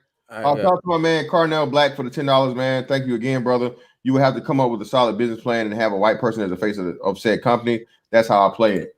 We heard about that in the film. They pushed it back. I think they ended up releasing it though. The banker. Yeah. Also, shout out to brother. Let me see. For Cash App, and shout out to my man Silent Sir for the Cash App too. The other day that I missed, brother. Sorry about that, but I greatly appreciate you. Let's see what we got here. There we go. Yep. Shout out to my man JD for the what's the name? He said for good work, and he said shout out to Ramil. He said for the $10. Thank you, brother. Greatly appreciate it. Go ahead, man. Well, all I'm saying is this, man. Like, if we own the same amount of welfare that we own back during slavery and during slavery, I mean, during Jim Crow, all the other stuff, to me, the common denominator is not this other. To me, the common denominator is us. All right. I just don't like the victim stuff. I don't like making excuses. If you want to raise some capital, there's ways to do it. If you want to get out here and compete, there's ways to do it. Every industry. That's why I'm saying you guys with these jobs, you should be studying instead of just going to work and going home. Actually study the companies you're working for. How do they do stuff? Everybody's human. Okay, whatever somebody else created, if you know how to read, you can learn anything anybody else learn. I'm just not with the victimization, and I'm not about stopping somebody from being the best they can be. Even if you step on other people, there's a reason why you're there. There's always going to be somebody at the top. You can break them up, you can do everything. It's still LeBron James is the best player in the league right now, right? No matter what team he go on, he had the potential to take him to the championship. No matter he could break it up, whatever the case, give him any team, he'll work with it. I'm just saying, man, the people are at the top for a reason, man. I'm just not about stifling that. Somebody said I'm a crony capitalist. Cool. I don't even accept that because that's the world we live in now anyway. We live in a capitalism based on relationships between businesses and government. That's just what we live in. So, I mean, look, wrong or right, you know, even if they win the trust lawsuit against Google, they're going to pay a fine. They're going to get back to doing exactly what they was doing. Anytime they break it up, they're going to own it anyway. And 10 years later, it's going to be combined right back again. I mean, I just, you know, I'm just not against the government setting back innovation in the name of quote unquote morality. Systems already moral enough. This has the most class mobility out of any civilization in history. You know what I mean? It's, you know, so you don't think Ramil that I don't know what the premise of the earlier part, but you don't think, let's say, for example, a company like Google shouldn't be broken up, for example, with how they deliberately sometimes suppress information or things of that nature, and that it has its hands into too many things? I'm just, again, this is a question for you. It's always, look, no, I don't, no. So you don't think controlling the whole marketplace is they're not controlling the reason why they're controlling it is because other people can't compete. They're not good enough. They're the best. They're the best. They're the best. Yeah, but hold on. Shout out to our business too for the $3. Thank you, brother. Good stream, great panel, 3.0 on point. Yeah, appreciate you, brother. Now, Ramil, again, this is what you keep missing, man. Y'all keep want to leave this part out of it, man. They literally manipulated the market to where they have no competition. That's what we keep trying to tell you. Y'all keep leaving that aspect. How do you dominate a digital space? Okay, Ramil, do you understand the best? Ramil, do you understand? No. For example, one of the charges being levied against Google is, let's just say, Ramil's home buying service. You buy an ad on Google. I'm just saying a hypothetical, okay? But and there's proof of this. They will suppress your ad for the bigger corporations' ads. And most people don't use DuckDuckGo or Bing or whatever the other search engines. So you're like, wait a minute, I paid to have this many impressions or what have you, but you can't do it. That's not how it works. Okay, that's not how. What are you telling me? That's not how it works. I use ads. No, what the case is involving. Lost money in the EU. I'm telling you, that's what the case is involving. That's why they lost money in the EU, because they found out that they were doing unjust practices. No. That's why they had to pay that money in the EU. Ramil, why the Department of Justice? The case. Oh my God! I pulled the case up. This one you're wrong on. This one you're wrong on. I pulled the case. Why did the Department of Justice do this? There's proof of this. Okay, what I just described. Ramil, right, did you read $2.7 million in the EU? Part of the anti. They paid $2.7 million to the EU because the EU proved that they were manipulating search results. They was also manipulating search results in their shopping. Okay, so do you have to use Google? Once again, do you have to use Google? Do you have to use Google? Is it mandatory to use Google? Once again, is it mandatory to use it? I'm not. Y'all are moving the goalpost. You're moving the goalpost. We're telling you that they're doing predatory actions. Not capitalism. Bro, Truth, hold on. Ramil, brother, again, this week, that's the part y'all missing, man. I told you I shored that up with the analogy about the manual lawnmower to a fucking modern day lawnmower. Just because it's an option, man, don't mean that it's realistic. No one uses it. Hold on. If no one uses Bing, no one uses Ask. No one bro. Because Bing's trash. It sucks. Wait. I want to agree with Ramil real quick. I use Bing because Google's results are fucking skewed. I use Bing because you can actually get real results. Thank you. I was just about to say that. Yeah. Okay, hold on. Wait. But do you use it for advertisement though? That's what I'm saying. Or do you see? Understand it? It still serves a purpose. You can buy advertisement on Bing too. Yeah, you can buy, and actually, that's a good strategy because the market is wide open. I suppose there is competition. That's all I'm saying. You got to be better than Google. And I find it funny with using Google. Are you familiar with? Wait. I can do this real easy. We got 186, 189 in the building. Shout out to everybody in the building, man. Do me a favor. I need you guys to participate for me. Okay. If you use Google for your main source of search and everything else and so on and so, put a 1 in the chat. If you use anything other than Google for search purposes and whatnot, searching, browsing, all these other things. So if you use Google, Google Chrome, Google Maps, all these things, put a 1. If you use anything other than that, put a 2. I want as many participants as possible. See, Ramil, what you're seeing here. This is what I'm telling you. They are choosing. You should really ask how many people are forced to use Ramil. And again, this is where the psychology comes in. Hold on, real quick, Jalen. I know you hadn't spoken yet. I'm gonna let you get on it, brother. This is where the psychology comes in, man. The first choice is usually what people will choose, and they literally just had a thing about that. I think on I saw it on Instagram. Who thought that they're the number one choice? Who thought they're the number one choice? Number one choice. Hey, brother, fantastic. Wow, because they're that good that they became the number one choice. No, it's not that simple. Google is a government-sponsored fucking entity, bro. They came out of the CIA. Can I give a more concrete example? If it wasn't for our taxpayer dollars, Google would not exist right now. A lot of companies wouldn't exist without the taxpayer dollars. A lot of them. Can I give a more concrete example? They are directly tied into our intel organizations, bro. Thank you. Like for real. You know how many companies are in that same situation, bro? You can't dismiss this, man. With you know this. Because if you got to compete with Google, right? Because if they bring it up, every single one at a time. It's an immediate negation. You don't actually think about what we're saying. It's an immediate negation. Hold on. There has to be some type of thought behind what we're bringing up. Yeah, let me hit Zero. Go ahead. Right. So you're gonna have to, as far as this goes, with like choice and Google and other search engines, you're gonna have to kind of give Ramil this one because that it is a choice, even with the psychology behind it, where people don't use all the tech guys say the same thing, man. So a more concrete example of this, a more concrete example of fuck shit is like where you got the telcos and internet. Like for instance, when the whole net neutrality shit was a big thing, it kind of still is. You got Comcast and then whatever telco that's in your area, or Cogent, whatever telcos in your area. It's only 2 of them, and what they do is they go to the government and lobby and say we shouldn't have competition because competition degrades the performance of the internet, which is complete bullshit. But they're using their monopoly power to do that. That's not capitalism at all. Because what you're doing is predatory and exclusionary, which is literally in the definition of the antitrust laws. I mean, literally in the definition of antitrust laws.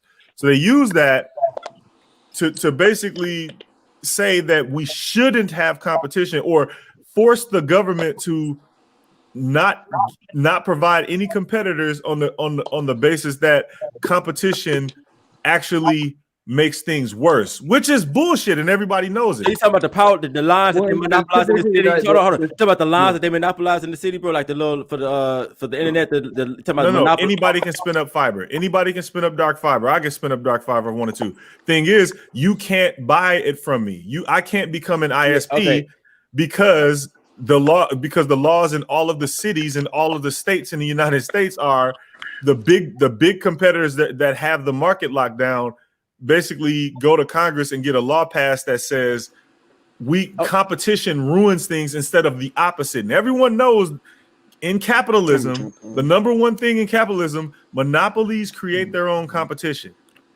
Okay, so with that being said, so the thing about Google, nobody see. I agree with Zero on that. That's so. But the thing about Google, there's no law saying that you can't start another search engine, that you can't do that. See what you Google? I see what Zero's saying, because there's the law saying you cannot go compete. Okay, cool, that's fucked up. But in this situation, Google is just the best. It's not like they're blocking anybody out from becoming a search engine. They're just the best. That's what I'm saying. It's not just. Hold a second. We're just focusing too much. Why I disagree with that, and I wanna mention why I disagree with it from a purely technical perspective now. So we're switching gears. So for my fellow technologists out there, and I'm gonna explain this for you, Ramil, and hopefully it makes sense. So when we break down Google, the service, and we take a lot of people, and I'm talking not 184 in the chat, but several millions of people, and we start to divide these up into groups, different people using different browsers, different engines or whatever. With Google, you have to understand that when the average person uses the Chrome browser on their phone, when the average person uses Google search on their phone, and they go and look for something, Google is constructed in such a way. If you use navigation, if your Uber driver uses navigation to get you from point A to point B, and they're not using Waze, they're not using a non-Google product, all of those things, technically, they are integrated. Now, I'm not going to go into the circuitry of all that, but all of these things are integrated, and they're integrated in such a manner, programmatically, that there's a thing called handshakes and handoffs. One application, one concept hands off to another application, hands off to another concept. And the overall goal of that is convenience and ease. It's basically to keep everything streamlined. So when we understand that, and we come back to Google on its face, and we come back to the search aspect of that, because somebody mentioned the DuckDuckGos, the start pages, and so forth. Even if a person used Firefox and a person used DuckDuckGo, in Firefox, there's still an option, or there may even still be an automatic option that a user isn't aware of, where there's a rule that says, do you want to use the DuckDuckGo search within the Firefox application, but do you want to use Google's search underneath all of that to perform your search results and your search queries? Some of that technology is actually baked in, and unless the average everyday user who's not a tech person knows how to go in and tell those protocols, no, I don't want to use a Google search, take that off, I want to use it like this, it's baked in.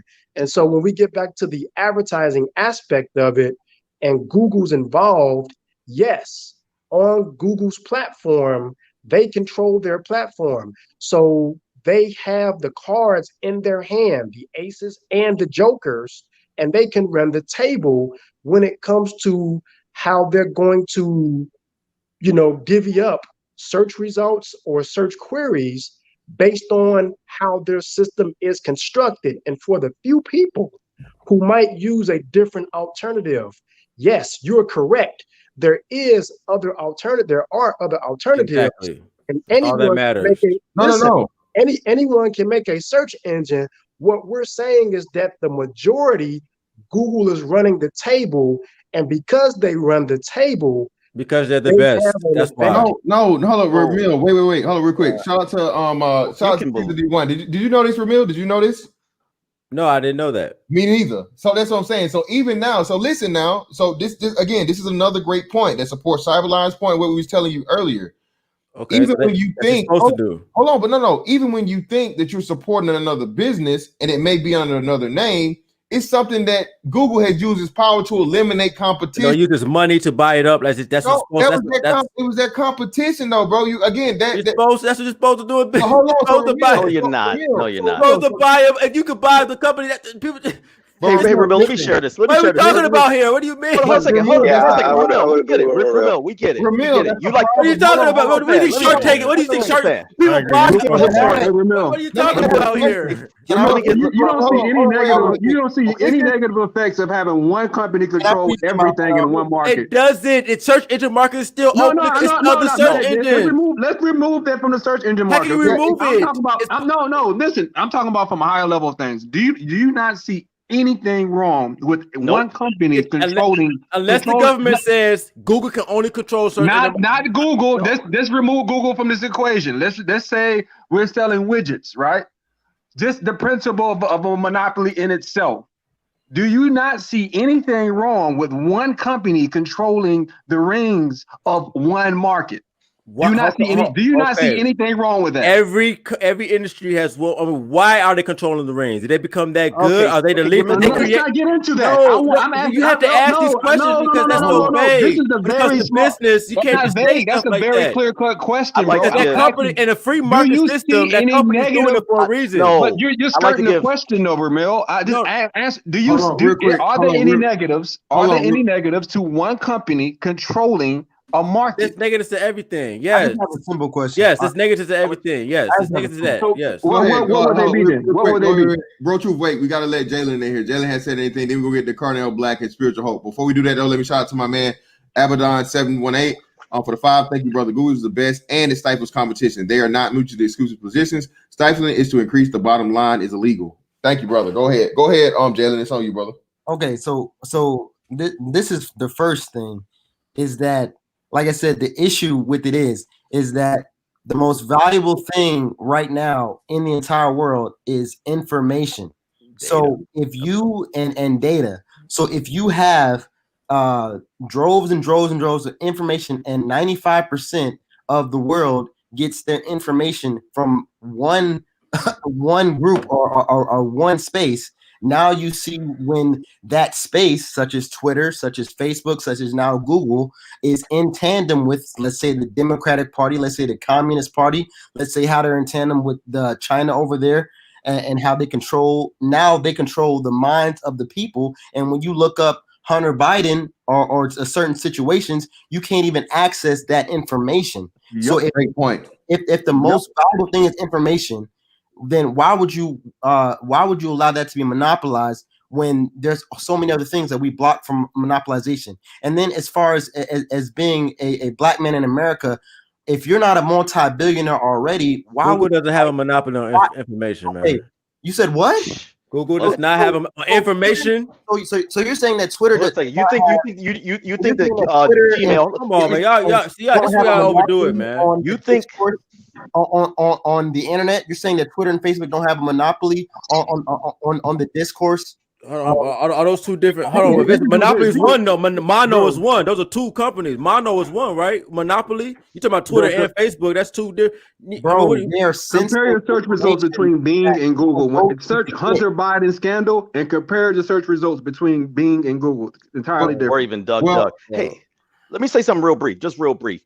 This preceded your time, Ramil, but there was Ma Bell or Bell. Okay, they had a monopoly on all the phone systems across the country, and it was well known that if you had something wrong with your phone or your phone lines, it would take forever because they had no competition. And this was for 70 years. And the government had to come and break them up. Like, look, you control too much. And because of that breakup, that led to the MCIs, the Verizons, and what have you, which led to the advent of all this fiber optic and all this internet. So competition is good. But what I'm saying is Google, things like people don't realize, as Cyberline mentioned, not only just your navigation information, but the email. They're not just storing that on a hard drive for you. No, they're analyzing that with their machine language algorithms, figuring out things. They pretty much have a profile on damn near all Microsoft doing the same thing. Anything you, everybody's doing the same thing today. Okay, I'm sorry. And you sign up for it. You agree to the terms of service, and you agree to it. If you don't like it, you ain't got to use it. We already talked about alternatives, but people don't want to do it because it's convenient. Bro, It I have seems my like own what you're email saying, server. since I'm using Google's this as the a fucking best,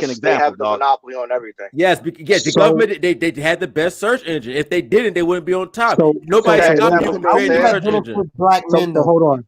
How would that benefit So, black men to allow monopolies? I'm confused. You You're ain't fighting. black men got so much we got to do before we start worrying about taking down monopolies, bro. so hold on. I Bruh, wanna you never be able to get use started if there's always a monopoly. That's the wanna- whole. I wanna use There's no monopoly on search engines. Hold on, real quick. I Let me wanna read use zero. another Let me read zero super chat. Shout out to Zero for the 10, man. Don't give me no more money, nigga. As long as the government isn't involved, then yes, Ramil point stand. Capitalism only becomes problematic when the government is used as an arm of companies. Appreciate you, brother. We got my man Complex EZ. Stop voting for the same two parties. There are over 9 parties. Black for Green Party 2020. Get them to a 5% margin this election. Appreciate you, brother. All right, go ahead. I think it was on Cyberline. Go ahead. I want to use another example. And again, this is and I want to speak in subtleties, right? Again, from a purely technical aspect. A lot of the lay people, not my technical brothers, and not business people, a lot of the lay people don't understand what we got coming out. The new Galaxy Note 20. I got a Galaxy Note 10 and a Note 8 sitting here that I'm fooling around with. Aside from Apple, okay? When you get when the average user gets an Android phone, again, this is very subtle. I said this type of line. This is the same argument I use on his channel. The first thing you're bombarded with is to sign into your Google account. Yes, sir. And so what we have to realize is that how did that happen?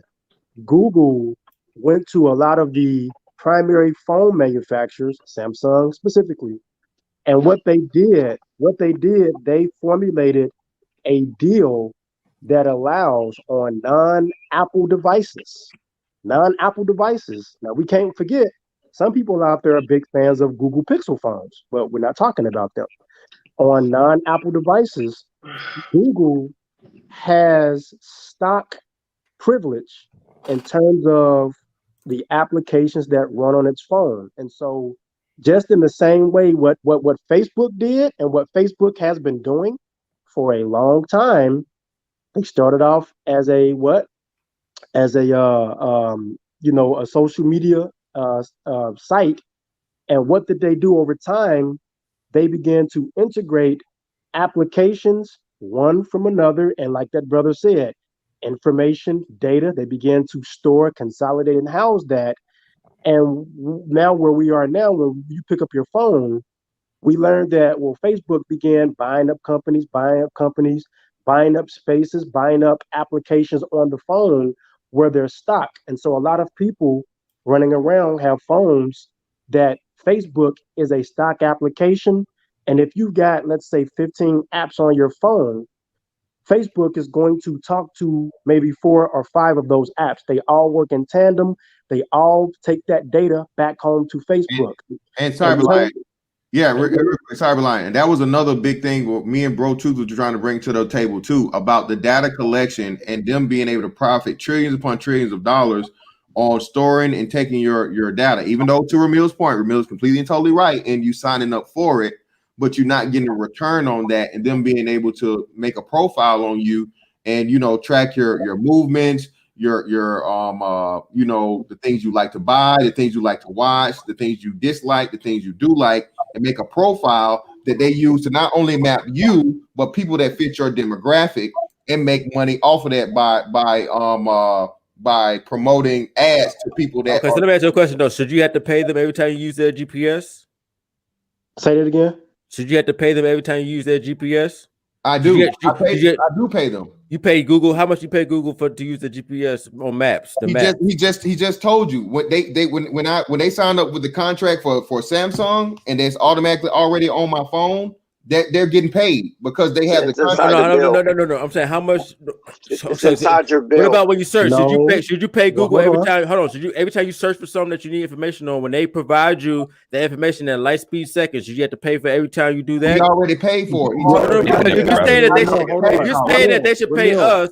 Ramil, it doesn't work like that. How does it not work when they're providing you a free service? I'm about to tell you. As a technologist, I'm about to tell you. It's free to search. No, here we go. It's as a technologist, and my brothers are on this panel, some of them, I'm about to tell you. Google doesn't provide you with data capabilities. Those data capabilities come from they come from network providers. Just like you may have an ISP, internet service provider, who provides a data connection demarcated from the cables, the pipes that the company owns, and to a demarcation in your home. That company provides you with data and the packets, that information that data comes in form of. Well, that's your search, that's your internet, that's whatever that may come in those you packets. willingly, all right. Hear me out. Google doesn't provide that. Google provides information, but they don't provide you with a data connection. Now, to Fantastic's point, and that was a good observation. Yes, when they go to the large Samsung manufacturers that charge you $1,500 for a Galaxy Ultra Note 20, that's a lot of money for a very nice phone, which I plan to get. But they have business cooked up in such a facet that cost isn't passed on to the consumer directly. We absorb that cost by paying device fees for the phone, and a lot of people. So you're not absorbing that cost when you pay the $1,500. Well, you may absorb it at one time, but guess what? What do you mean? Hear me out. Most people don't go out and just buy a $1,500 phone because the companies don't sell them to you like that. They sell you the phone for so much a month, and then they charge you a fee that says, well, sir, since you're getting a Galaxy Note 20, that's a high power, data phone, we're gonna charge you this much a month for it because it's a data phone. Oh shit! Hold on, wait, Cyberline, I gotta stop you there too. Ramil, what's another thing that's mandatory now for these phones? You cannot opt out of data on these new phones, bro. You gotta have data on them. That's right. What do you mean? What you mean? You have to have data. You have to have data. Like before, you can't connect to Wi-Fi. I can't buy a phone to connect. So the only way you can do it is that the phone has to be utterly, completely unlocked. So that means you're going to pay 100%. My dude's a phone dealer. We've been dealing this for years. Phones at Walmart are like $50, $60, $75, $800. You're going. No, listen. You're going on the new phones. You're going to have to go and find an actual phone that is like from Samsung. You're gonna have to literally go and buy it. At Walmart, they literally have iPhones. Hear me out. What do you mean? Listen, hear me out. You're gonna have to go and buy a phone, carrier independent from the manufacturer, and you're going to have to pay whatever it costs to get that particular version of a fully fledged unlocked phone. Then you can do what you want. But the phones you buy from Walmart are unlocked when you buy them. Even if you did that, Cyberlion, once you get to the thing, in order to use the phone, you need what? A service provider. You need a service. Right. You could buy a phone right now. If you have Wi-Fi at your crib, you can connect it and have internet. You had to buy not 1 month of service. That's inside the house. Well, hold on, wait. Hold on, you can connect Xfinity hotspots if you're out of the city. Yeah, but Ramil, you got to pay for the Wi-Fi. Okay, but nothing's free. But that's not the point. Not free. You can't searching. You can't use that phone on a carrier network, and a carrier network is not an internet service provider. We have to make sure that we understand what we're talking about. We have carrier networks, Verizon. The whole thing is that you guys are saying Google should pay you, but you guys act like you don't use Google for a value that you're getting, but you want them to pay you, but you're using their stuff.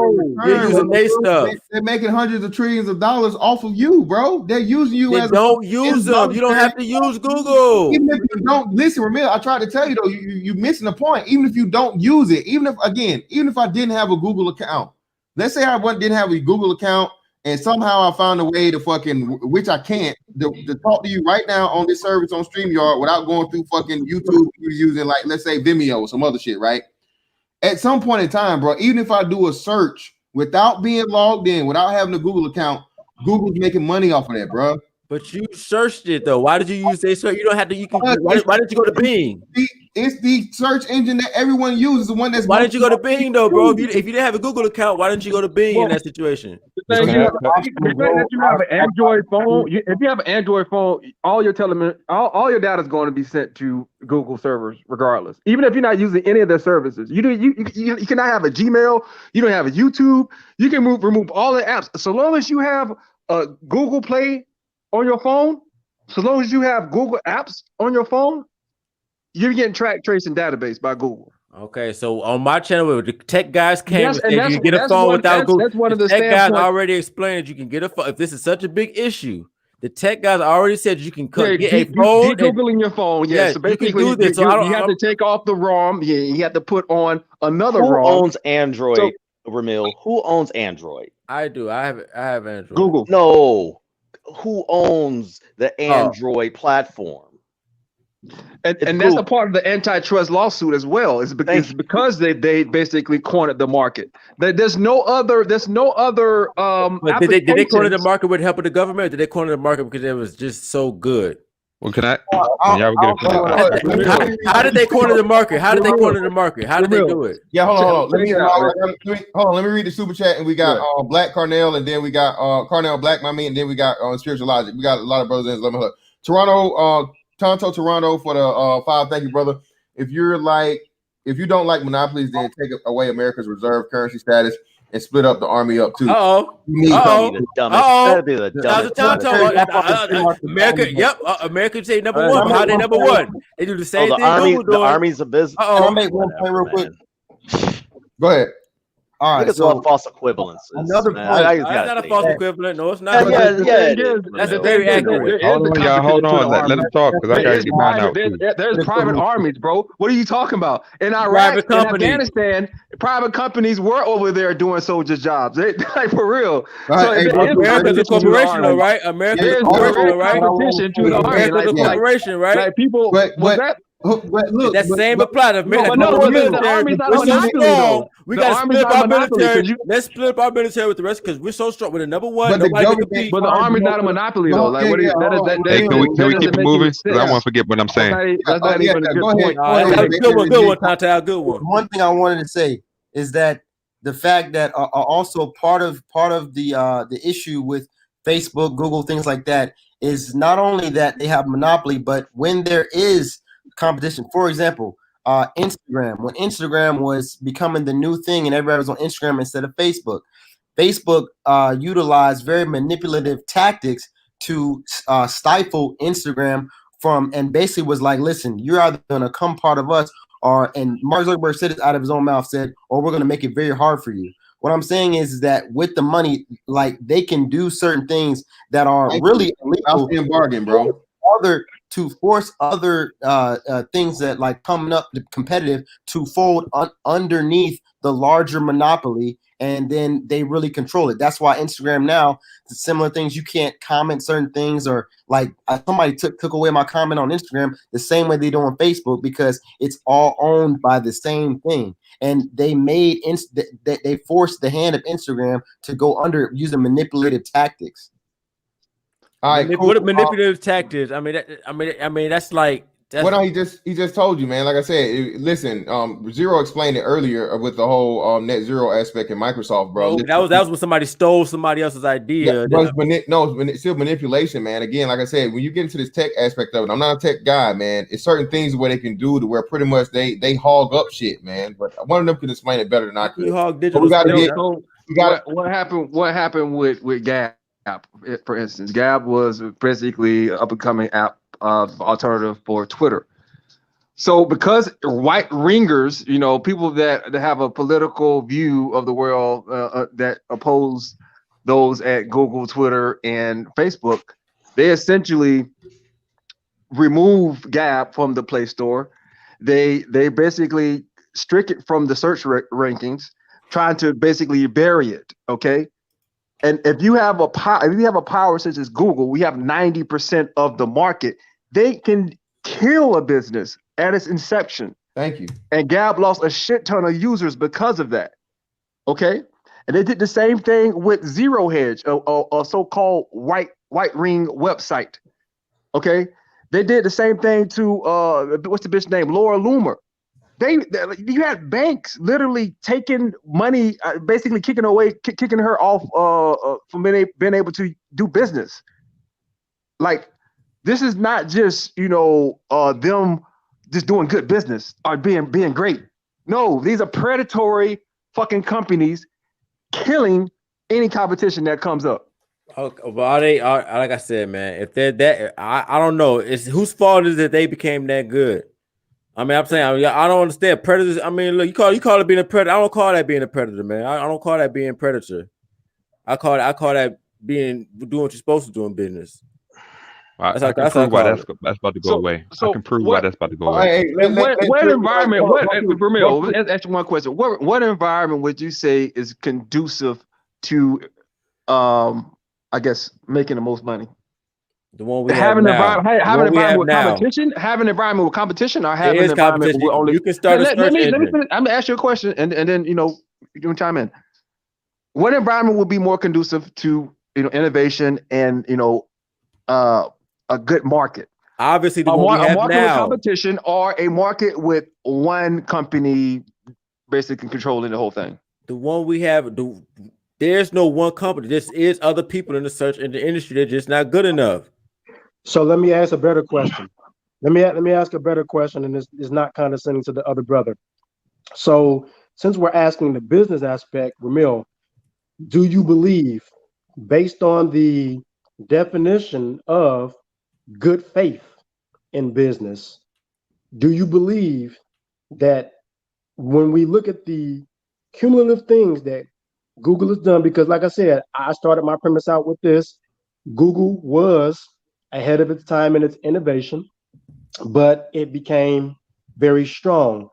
Do you believe that companies like Google, operating under the premise that they're operating under now, do you believe they're exercising good faith in business to their fellow competitors?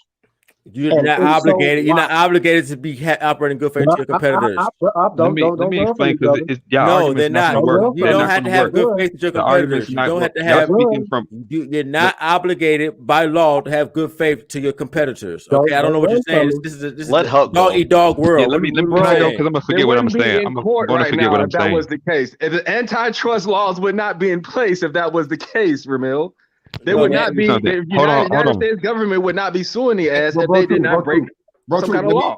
Let me let spiritual in here, man. Appreciate you, spiritual brother. Sorry, go ahead. Yeah, I'm gonna be short, because y'all arguing from two different perspectives. Ramil's is the law of the jungle, eat or be eaten philosophy, and the problem with that is, I get where you're coming from with that, but the problem with that is that we're dealing with information, and you gotta understand that the competition that you're speaking of is not going to happen the way it should happen, because controlling information using the government has a lot of applications that we're going to find out. Like, if you look at how information is being used to promote this shutdown, where they can shut down the economy, that means no matter what you do, they can affect how everybody moves, how everybody works. If you look at how it's going to affect, let me see. Y'all made me forget what I was talking about, man. I mean, this information in general, man. Like with this whole COVID shit. Yeah, but that's what I'm saying. Like, like not just the shutdown, but because it's not going to work. Like this vaccine, the mandates about vaccine safety, they're censoring crucial information, and while everybody has the right to believe or do what they're saying on the surface, the psychology behind this is that people are going to end up wanting their own oppression. Like, people, because they're suppressing and controlling information in such a way, they're creating a narrative where the government can come in and start mandating vaccinations, or they can shut down the world and screw up everybody. Because you notice every time we have a shutdown, and the world is shutting down right now, that when we come back, companies are going to start consolidating, and there are going to be more mergers until there's really just a few corporations. Like, I don't know if y'all heard, but like basically 7 corporations run the world, but that companies are going to continue to merge together until we have this. The government and corporations are going to be like one entity. It's happening. This is what's going to happen. Well, the government and the glue between all this, and the qualifier between all this, is that how you're going to move in society is going to be based on this new reset, because based on the narrative and the flow of information. This is why they're censoring you. Like masculinity, the shutdown, the vaccines, all this information is crucial to what people are going to eventually vote for through the government policy. And so basically, as people's minds started to get indoctrinated by what information is allowed through the majority, even though they could go to Bing, they could go to these places, the majority won't do that. So they're going to end up using the information that the majority are going to do to enact policies that are going to affect everybody. So this law of the jungle is not going to apply when the world is shut down, locked down, and when the government and the military come into your house to force a vaccination, and then you say, "Well, I don't want this," but it's too late because it didn't seem like stopping the flow of monopolizing the flow of information was a big issue until the government comes and creates the perfect situation to enact force.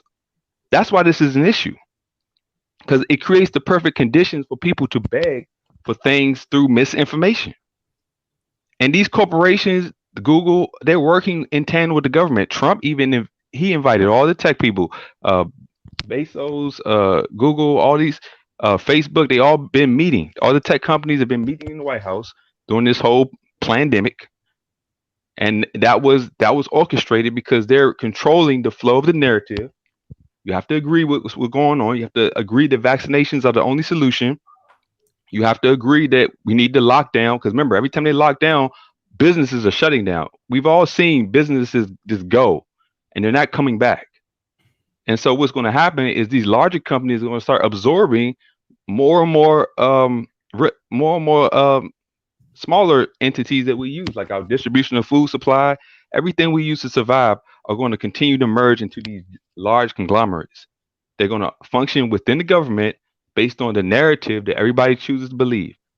And it doesn't seem like it's a problem now, but I'm guarantee you, when the military come into your house and they say, well, you either take a vaccine or you can't function in society, then you're going to wish that they didn't censor information.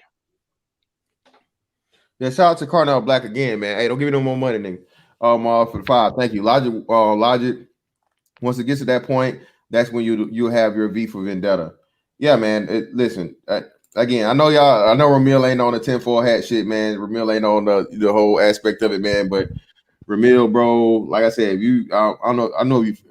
think you follow Hulk, man. Like, bro, it's a lot of stuff to support this shit. Bro, Choose know what's up too. Yeah, Agenda 21, Agenda 2030, the fucking Build Back Better plan. And this is all talked about in the World Forum, dog. Like, but this is real. The legislation with the Health and Human Services Department, you can look at this up. They're trying to Operation Warp Speed is a real thing with the government is using right now to get the distribution of vaccines together.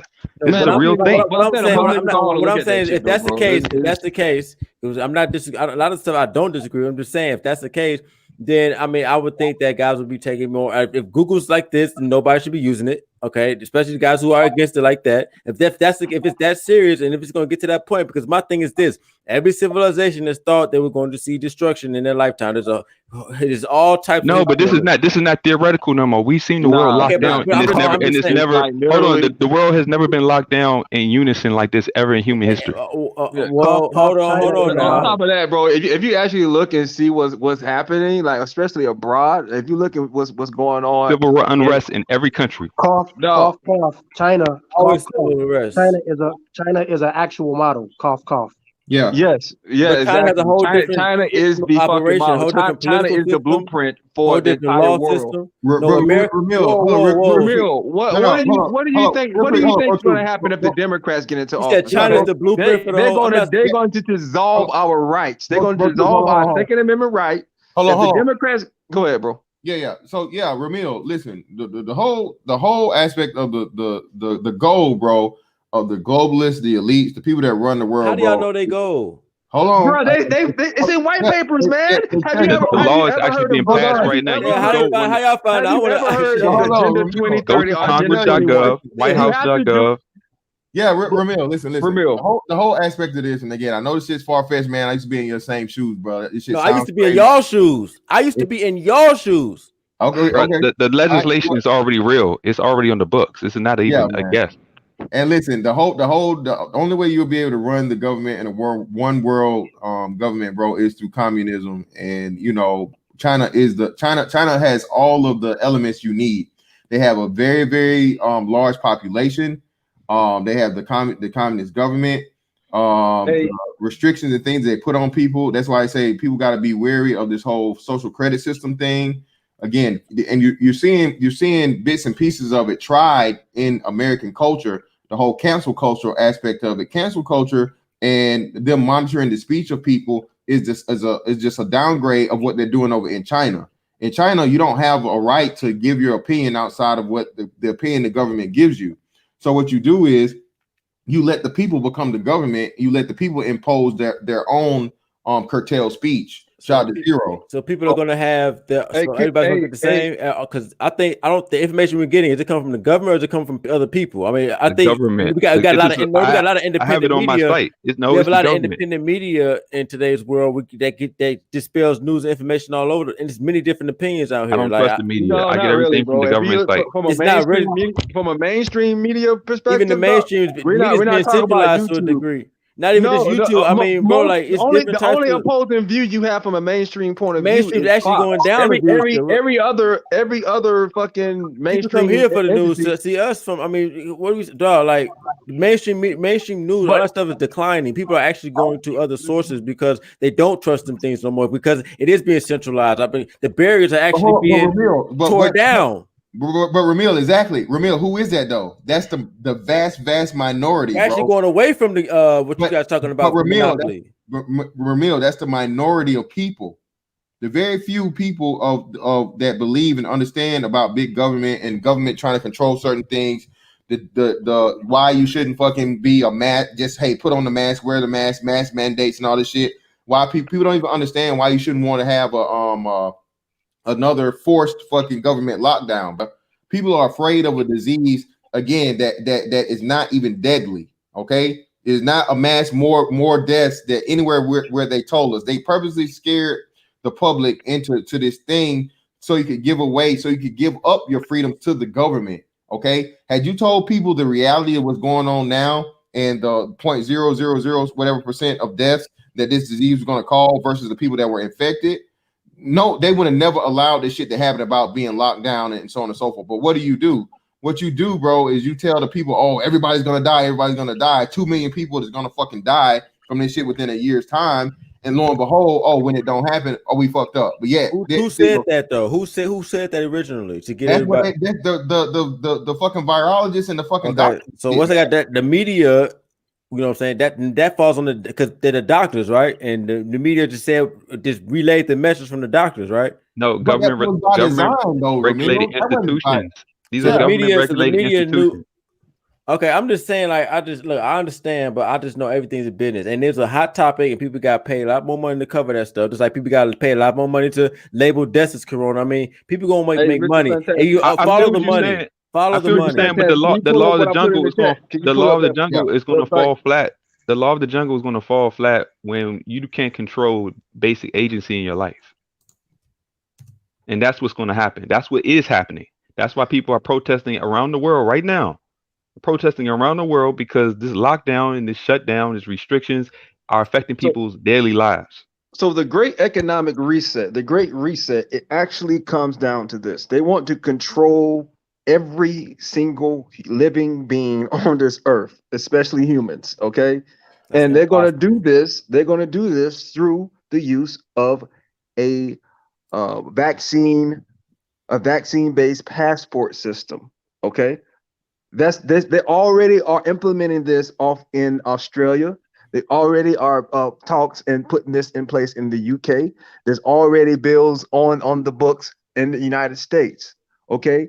The Great Reset, sponsored by the World Economic Forum, is real.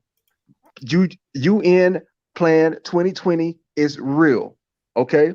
They want centralized control, and this all comes down to a ancient plan, really. I don't want to get into the esoteric. However, this plan of a one world government is based in Luciferianism. Okay.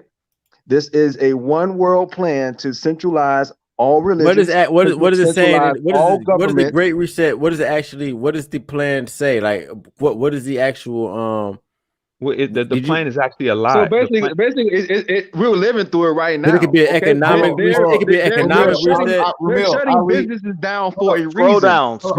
This shutdown. The shutdown is on purpose. Okay, they need to get rid of everywhere the it's not. I mean, everywhere it's not shut. Some states in order don't have this, shutdowns. Most states. I mean, what do you? I mean, like. Well, again, Ramil, those people are going against and they're being chastised and they're being told that they're crazy and they're trying to kill people at the same time. Again, that's another part of the whole aspect in the model that China already has set up for the people to put pressure on themselves. Okay, even when you dare challenge the facts, right? You dare challenge the narrative with the actual facts, then you're crazy, you're conspiracy theorist, you're all these things.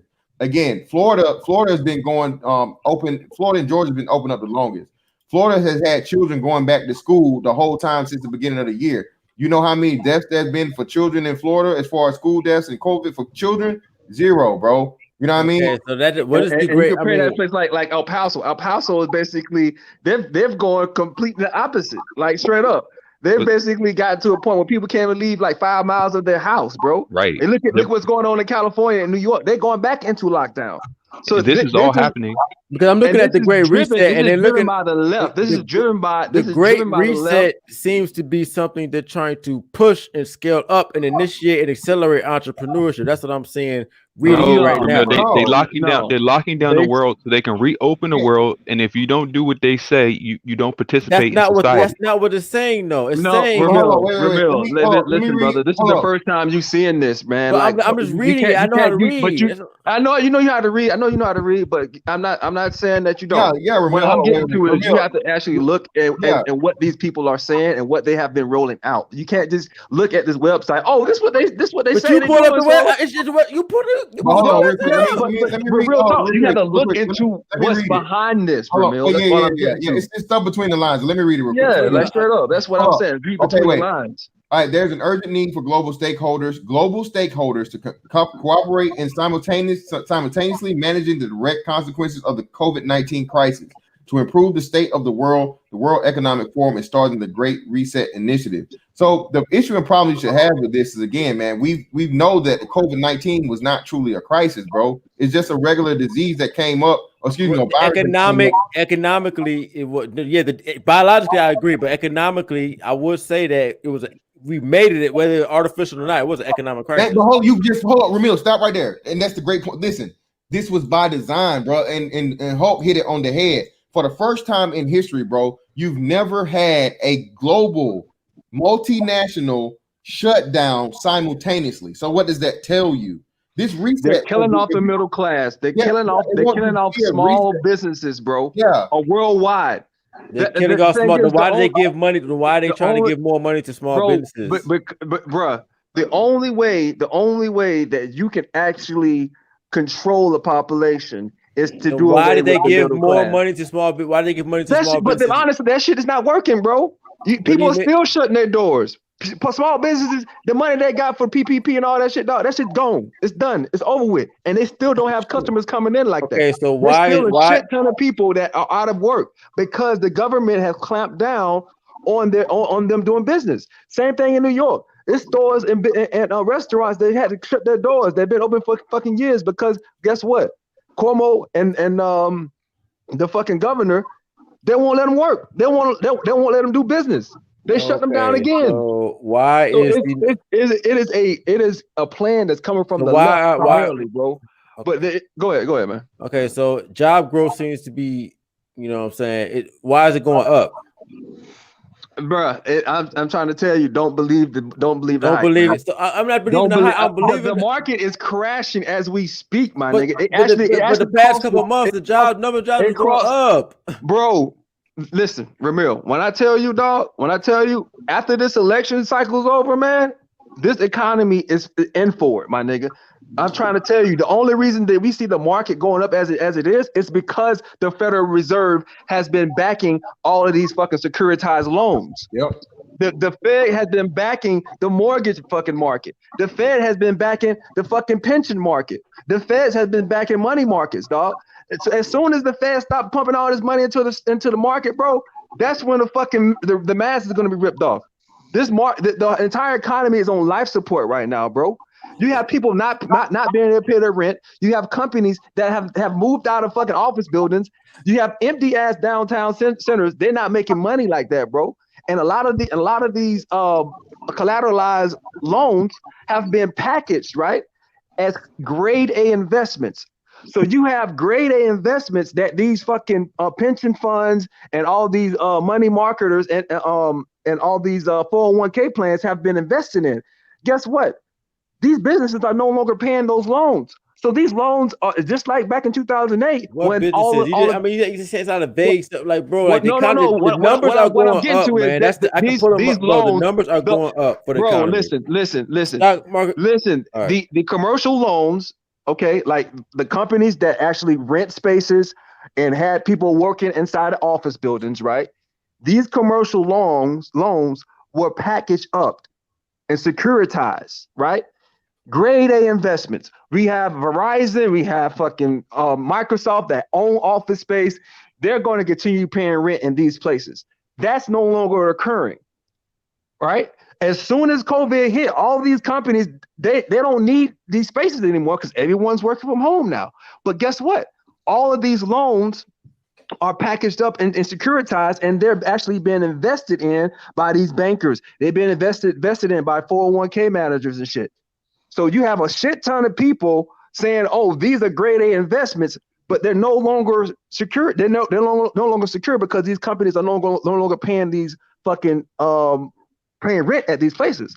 So the Fed had to step in to shore up those loans. The Fed had to step in and pump a shit ton of money into the market. As soon as that stopped, this shit is falling. It's like a house of cards, bro. I want to say two things. Number one, we have a technical term for this in technology for or I will use it as an analogy. I believe this is what we call in the technical world maintenance mode. Maintenance mode basically means if you have like a server, you shut that server, you don't turn it off, but you disable the server so that you can do a bunch of other things to it. You can, scale up, you can scale horizontally. And when you turn the server back on, it performs a whole host of other functions than it did previously while it was in maintenance mode. And so I believe this experiment, whatever it may be, even though that, there are some people getting sick and dying, true, this is a orchestrated version of global maintenance mode so that when maintenance mode gets turned back off, everything will have been put in place. And when the engine starts running again, we're going to have a drastically different world we're going to be operating under with a drastically different set of rules. And if those rules aren't followed, there's going to be some hard coding that's going to result into some severe consequences, as Brother Spiritual Hawk said. That's number one. Number two, I want to ask Ramil, do you understand when we look at this from a global perspective, you understand why China is looking at the aspect of double circulation? Do you understand that? You said China's doing what? Double circulation. Does I assume some of the other brothers on here, you're aware of China and the concept that Xi Jinping has put out regarding double circulation to bolster their economy because the economy is really not moving. So they're gonna double circulate. He's gonna invent double circulation to basically double up efforts of economic injection into their economy. And actually, China's been practicing this a long time. They basically build more infrastructure, even if they're not going to use it.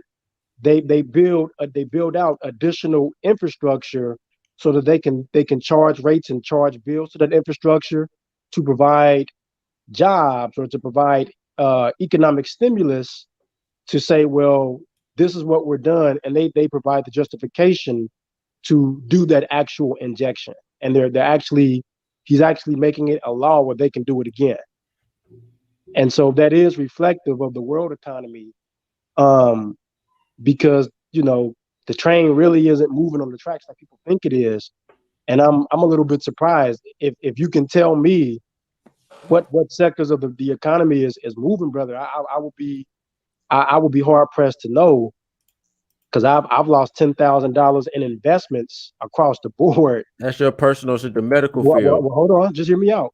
I've lost $10,000 in investments across the board from a market standpoint, and the only thing that I'm waiting on is hedge bets that I've made in the market diversified, so that when the market, which it always returns up, it'll kick up indefinitely. But I'll be hard pressed if you can tell us what specific sectors of the economy are roaring back, as you say. The pharmaceutical industry, the medical industry, or e-commerce. I've lost 25% of my holdings. That's your personal. Maybe you got bad. I'm answering your question, bro. E-commerce is up. Okay. I mean, Ramil, I got a question I can go down the list. I got a question for you, Ramil.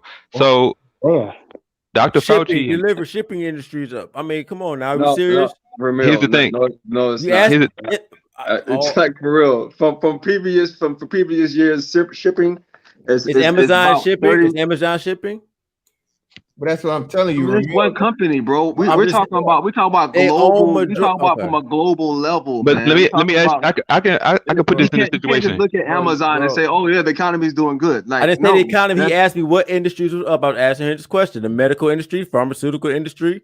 I'm just answering this question. I'm telling you, there are industries going up, and I don't know. I mean, that's how people got richer during this stuff. I mean, I don't understand. Like, here you go. Hey, Ramil, are you planning to get a vaccine? Are you planning to get a vaccine, Ramil? There has been a major contraction because of COVID. Okay. Well, let me ask this question. It's just a market correction. Nothing lasts forever. There's new industries. Yeah. Let me ask this question, Ramil. Are you planning to get a vaccine? No. Because the plan is that in Fauci and many government officials said that the only way that the world's going to return back to normal is that everybody has to be vaccinated. So if the world ever gets to a point, and there is legislation that promotes this, that you can't function in the economy unless you are vaccinated or whatever the new government regulation requires, how are you going to do that if, let's say, if you don't get a vaccine, you're locked out of the economy? And the reason that it got like that is because of the flow of information was monopolized by these corporations working in tandem with the government. Yep. Okay, so we are assuming that in the future that it's possible that a vaccine will be required to participate in the economy. There is legislation. You understand. What is the legislation that's saying that they're creating the situation? You understand? This situation has been evolved. Reference? Yeah, I'm gonna give you all that, but let me say this: the situation is evolving. That's why they have to amplify the numbers. They have to fudge the data, and they're changing the information. Hold on, it's not. Ramil, you expecting them to be honest and obvious? No, it's going to be passed through the House. It's going to be passed through the. Right. But let me tell you, a deception is exactly what it is. And this is why information is so important, because they want you to believe something that's not true so they can do something that you won't see coming. That's why this flow of information thing is such a big issue. It's like in this space, we tell many dudes about the issues of marriage and feminism and all this stuff, but they choose to, people like who say the honest stuff, they're censored. Your channel won't get promoted if you're not praising women, all that. So guys who actually promote masculinity and male sovereignty and all this stuff, you get suppressed. So the majority are still going to think that you got to go out and date and spend all your money and marry these hoes and all this stuff. They're controlling the narrative because they know the majority of the world is not going to critically think. And I know you're saying, well, I'm going to do it, but the majority is going to enact the laws. 35% of American people say they would not take the vaccine. So it's not just. Yeah, but the majority, let me tell you something. They're going to keep progressing this. However, look, why do you think a second wave, a third wave is in the plan? This is in the works. They're going to push 35%? This. Essentially, what Hawk is saying, they will make it to a point where your life will be unlivable if you don't take the This is all theory. They already are doing this across the seas, but in Canada, in America. Hold on, brother. Canada right now, they basically pushed a mandatory vaccine mandate. Okay, this is happening worldwide. I'm saying though, you would be naive if you think it can't come here, bro. I'm not saying it can't come here. I'm just saying if they do it, it's going to be it's going to go through legislation. It's going to be some sort of. It's like in Bro, America. what you There's think the certain. No, it's going to be through the emergency. They're going to push it. They're going to push it through a national military emergency. They're not going to legislate that. A martial law would have to be here first, right? No, order, right? Either Ramil. Hold on, real quick. Shout out to Wiseville TCP starting the fun for Ramil's 10 Scully. We go get Ramil on the 10-4 hat game, man. We go get him back. Yeah, I used to be on. I'm tired about that money, man. Back home, brother. But listen, Ramil, no, he's actually right. You don't have to have under the emergency act that we got going on right now. When they did that, you won't need a Congress. You won't need a congressional passing. You won't need to be passed by then. They'll be able to do it under the guise of this is emergency and for the best of the health. And people made this argument actually from a legal standpoint. So could you be saved by I guess the Supreme Court or whatever after the fact? But that'll be only after if and when it's challenged by the Supreme Court to go and you have a pushback from the people about not doing it. But shout out, we got my man Time Travel Radio in the building. Let me read this and then we're gonna get to him. Shout out to the Gold Eagle for 99 for the 10. Thank you, brother. There's not enough deaths to justify a mandatory vaccine. The government can't mandate a vaccine where they either force people to take it or they can't participate with society. Again, I'm saying, man, it's not y'all. I'm telling you, they would never ever. They don't have it. They don't got the juice for that, man. Bro, you just before COVID came, no one would ever thought that they would force everyone to basically live in their house. Yeah. No one would ever thought that we would be fucking restricted. Who was like real talk? I was able. Don't never say never, my nigga. You like before 9/11, you would say no. It's no way they're gonna be filling up kids. So you couldn't leave during this whole pandemic. You weren't allowed to leave your house during the whole thing. No, in certain states, in certain states, yes. And even in El Paso right now, bro, motherfuckers getting arrested just for leaving their fucking house. That you got a certain jurisdiction in America. They can move, right? They can move. Masks are mandatory. People, there was up in New York. There was a fucking somebody. Man. Hey, kill your background, Time Travel, before you go. But real quick, Ramil, let me say this. Ramil, you couldn't move, man. You couldn't move during the lockdown. Why? Because you couldn't even hire a moving service because the moving service has been. That is very false. Or wasn't it? They were moving during the pandemic, and they were hiring moving service. They were just, the economy. People were still working during the pandemic. What are we talking about? Yeah, but we're talking about in the worst situations, bro. In the most locked down cities, you could not do it. Again, I'm telling you for a fact. My homeboy that moved, he had to wait till he could move until everything opened back up for him to be able to even have the services to do it with the business, brother. And one thing you're not taking into account is the fact that there's a lot of auxiliary businesses that support these big hubs of businesses that are closed down. Like all these office buildings, office spaces, and all these fucking little malls or outlets and shit that had people working on them at one point. They had businesses supporting them. They had, salesmen that came there and tried to sell wares. They had, shipments. So that's more trucking traffic going there. These different restaurants, they got to have supplies, right? You had a lot of auxiliary businesses, FedEx delivering to them. There's a lot of auxiliary businesses. Once you shut all that down, it's like a domino effect. You can't have a rudimentary vision of this economy because everything's tied together. I don't have a rudimentary vision, and everything is not tied because it's competition. Yes, a lot of different companies. It's a lot of different companies. Look. Bro, then how's everything still running right now? Like you got man. Bro, like we are not dog. When I tell you this is the illusion, bro. Anybody working right now? How you making money right now? Fucking boom right now, bro. When I tell you listen, I study what the Federal Reserve have done. Everybody on this panel is making money. There was 15 different programs that they actually put in place in order to prop up this fucking economy, my nigga, and they're still in place.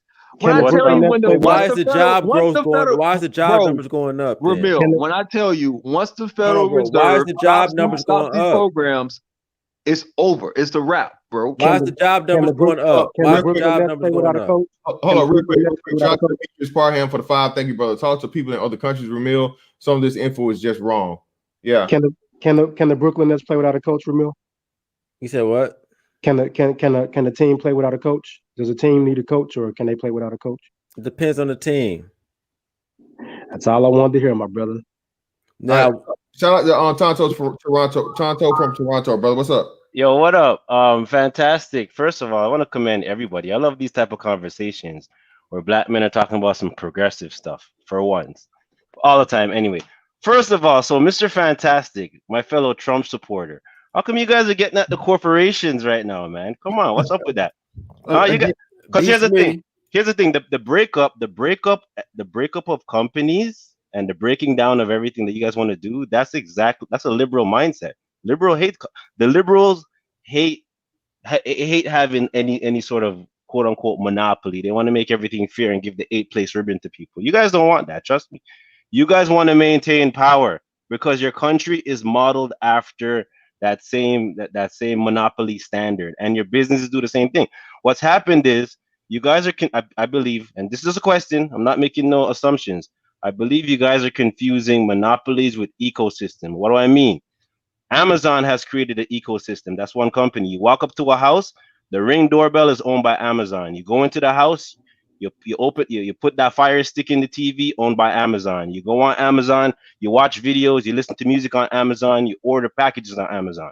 That's not Amazon's fault. They created their own ecosystem. If you won't go to Disneyland, you're stuck in Disneyland. You got to use Disney dollars. And America has made the whole world their monopoly. We can't buy shit without your friggin' dollar. And you guys use your monopoly to sanction countries. You don't even fire a friggin' gunshot. You can say, yo, everybody in the world don't do business with Cuba. And now Cuba can't get Heinz ketchup. Monopoly is the standard of America, bro. Yeah, but again, how far back? And again, no, this is a great point, brother. But again, you're proving my point by stating the premise.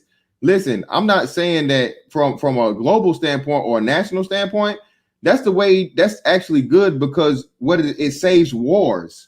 You save people from dying by simply say, hey, I'm not gonna fucking come to your country and shoot you up with guns and bomb the fuck out of you. If you do something out of line, we'll just take the money away from you. Whoa, hold up now. America, no, come on, man. America, we bomb the fuck out of wait, Ramil, where was the last war conflict we had?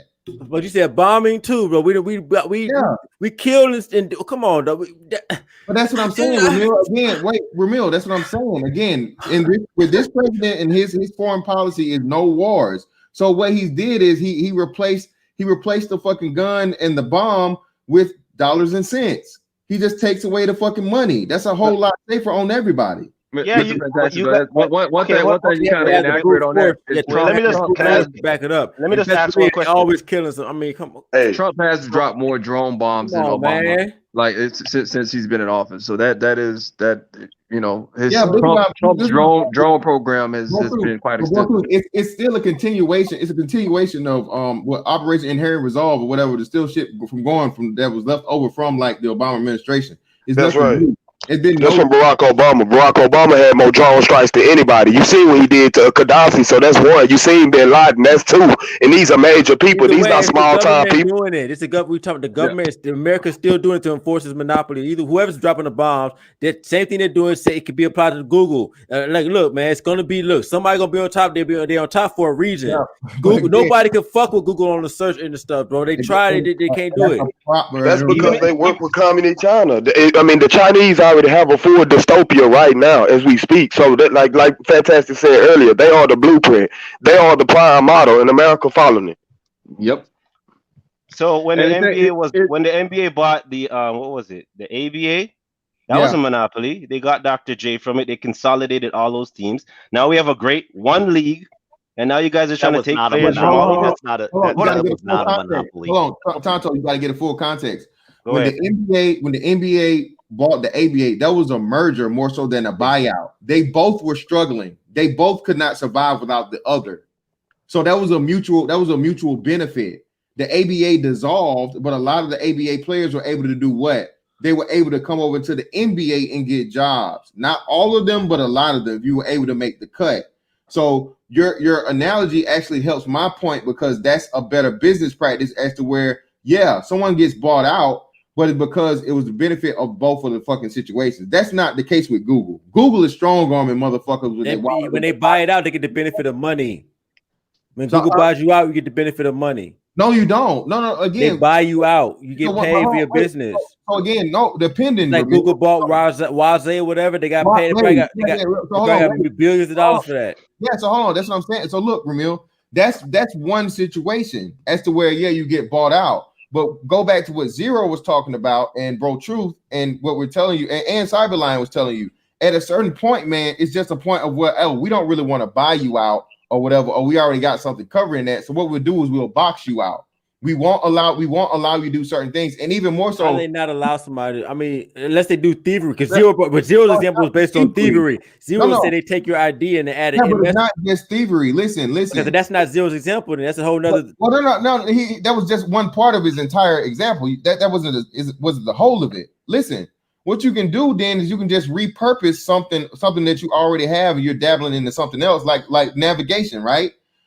Google wasn't big in navigation. Like I said, remember we used to have navigation systems, TomTom, Magellan, all of these little things.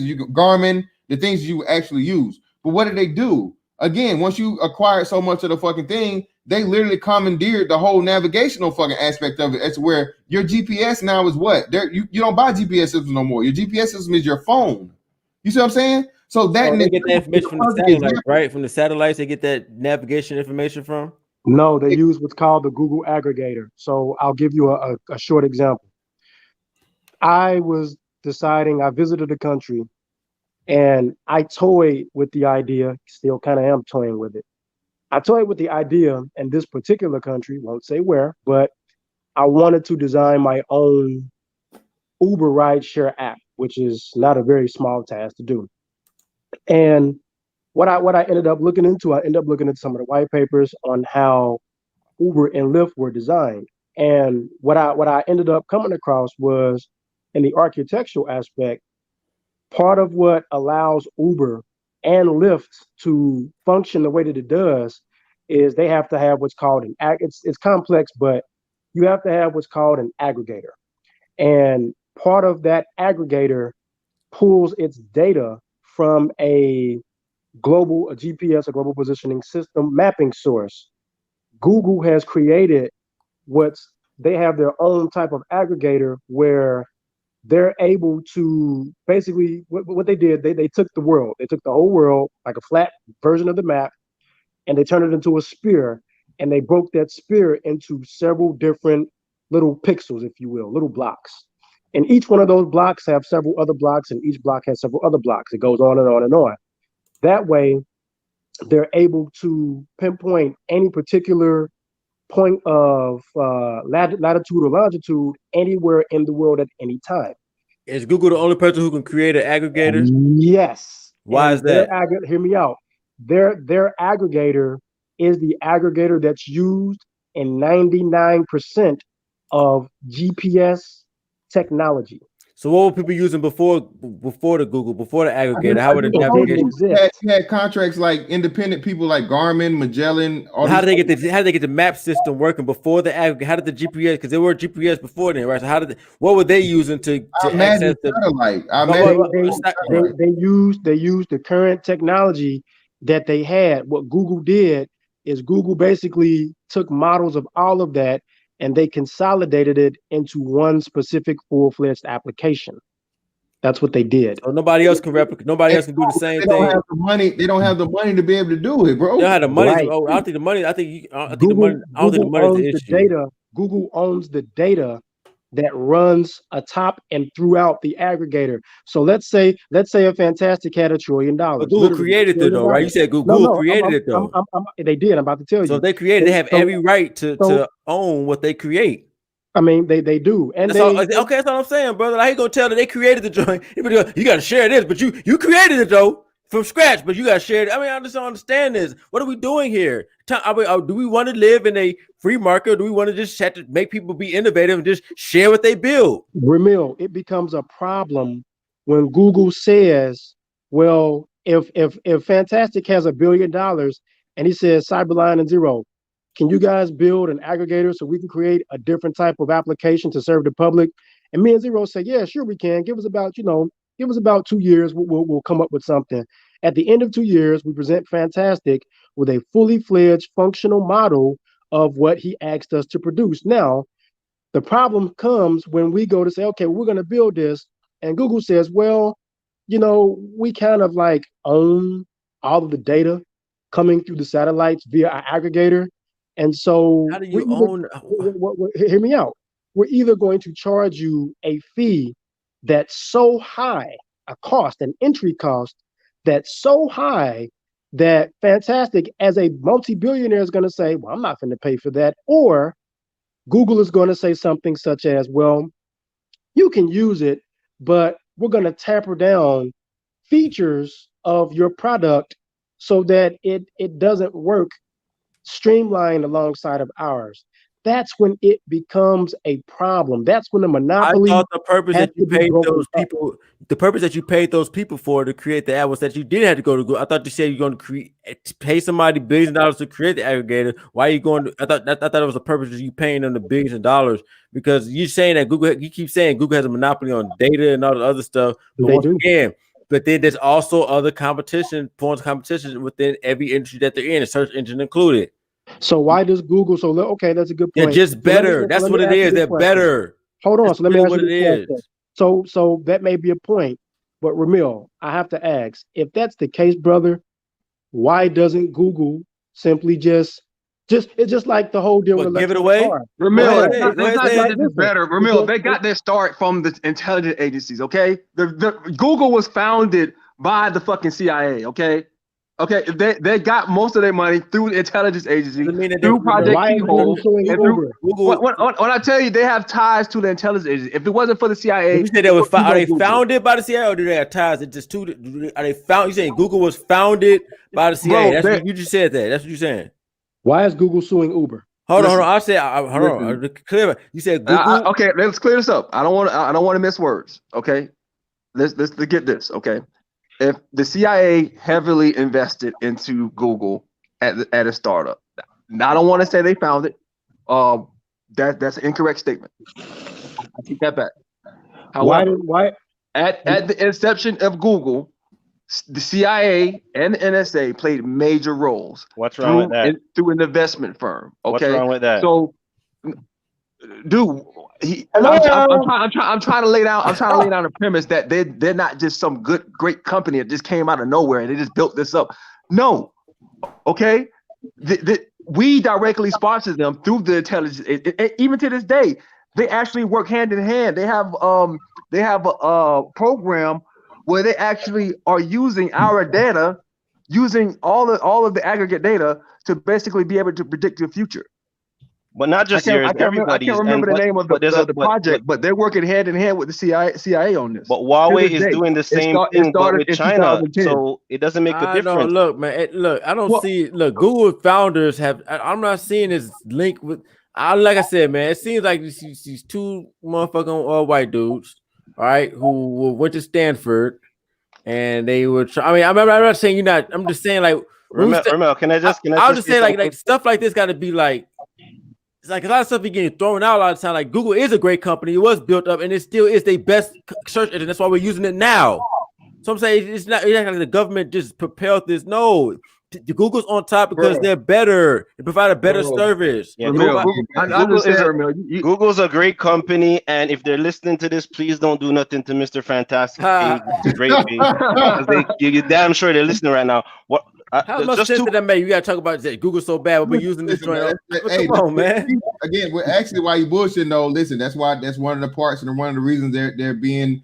That's a whole other aspect of the antitrust part too, man. It's not just their control as far as the business aspect of it, but bro, they're controlling speech. They're curtailing speech, and they're dominating. They're manipulating politics, man. Because Tencent and Huawei are doing the same thing too, but that's Chinese technology. All these countries are doing the same thing. They're just using different corporations to do it. So do you want your country to control the information, or do you want Huawei to control the information? Google's working right now. We're holding on to a Huawei executive. Hold on. Right now, Canada's holding on to a Huawei executive for you guys because Trump wants us to hold on to her for you. And China's about to execute 9 of our citizens for you guys because Trump wants to maintain the monopoly on the information market. So, man, what are you talking about? My fiance is a Chinese national. Now, luckily for me, I'm using a different phone that I don't use the WeChat on, so I can speak freely on this particular phone. So I'm gonna tell you a little something, because when it comes to China. My wife is, when they open this shit up, finally we'll be back together. But I can tell you firsthand from a Chinese national and from several other Chinese nationals, they're not cool with what's going on over there. They have it to where you can they have the system. So we're going to use this Google analogy as it applies to China, because I can tell you everything about it. So they have it to where Tencent and all those other companies control the standard so much. They have a social standard in China. So that if someone says, well, Mr. Fantastic, not a good guy, and we really don't like him, he's not a guy that you should be around, they have the ability in China to flag you through the app that controls your phone. Cyberline, are you talking about social scores? That's correct. And I'm telling you what's coming from my wife, my fiance, who tells me this is why we don't speak about it too much on the other phone, because I don't want to get her under duress, especially if I have to go over there and get her ass, and here I am, an American citizen. I don't want to end up off the damn grid somewhere. But I can tell you a number of people, Chinese nationals, there is a reason why they are trying to get out, and there is a reason why they end up missing. There is a reason why they become censored. There is a reason why there is such control over those people. And Huawei is not a good example. Huawei turns all this data over to China. Exactly. And here's the other thing. Like I said, they have a system in place where they can flag you through your phone, which controls your finances, which controls, imagine your social security and everything tied up to an application, and the government controls that whole thing. So when they decide to flag you, they just flag Fantastic social security number. So now that they have his social security number flagged, they control all aspects of his life, and they can dictate a narrative that they want other citizens to view Fantastic in. So now they've ultimately architected how we can think or deal with Fantastic solely off what they have spun up and drawn. That's what the Chinese are going through, and that's the power that the Chinese government does not want to give up. And that's the model that they've been running on, controlling their people for centuries. And that's now what these other companies, they're actually saying, you know what? If it's any place in the world that controls their people with a true iron fist, fuck Russia. China has the formula.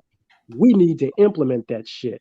But and Google's working, so Google's working hand in hand with them as well. Google's actually helping them with curtailing and censorship. That's the scary part of this shit. So, Brother Cyberlion, but wouldn't you agree that if China didn't have the government infrastructure behind it to enforce whatever the software is doing, they wouldn't be able to get so far ahead?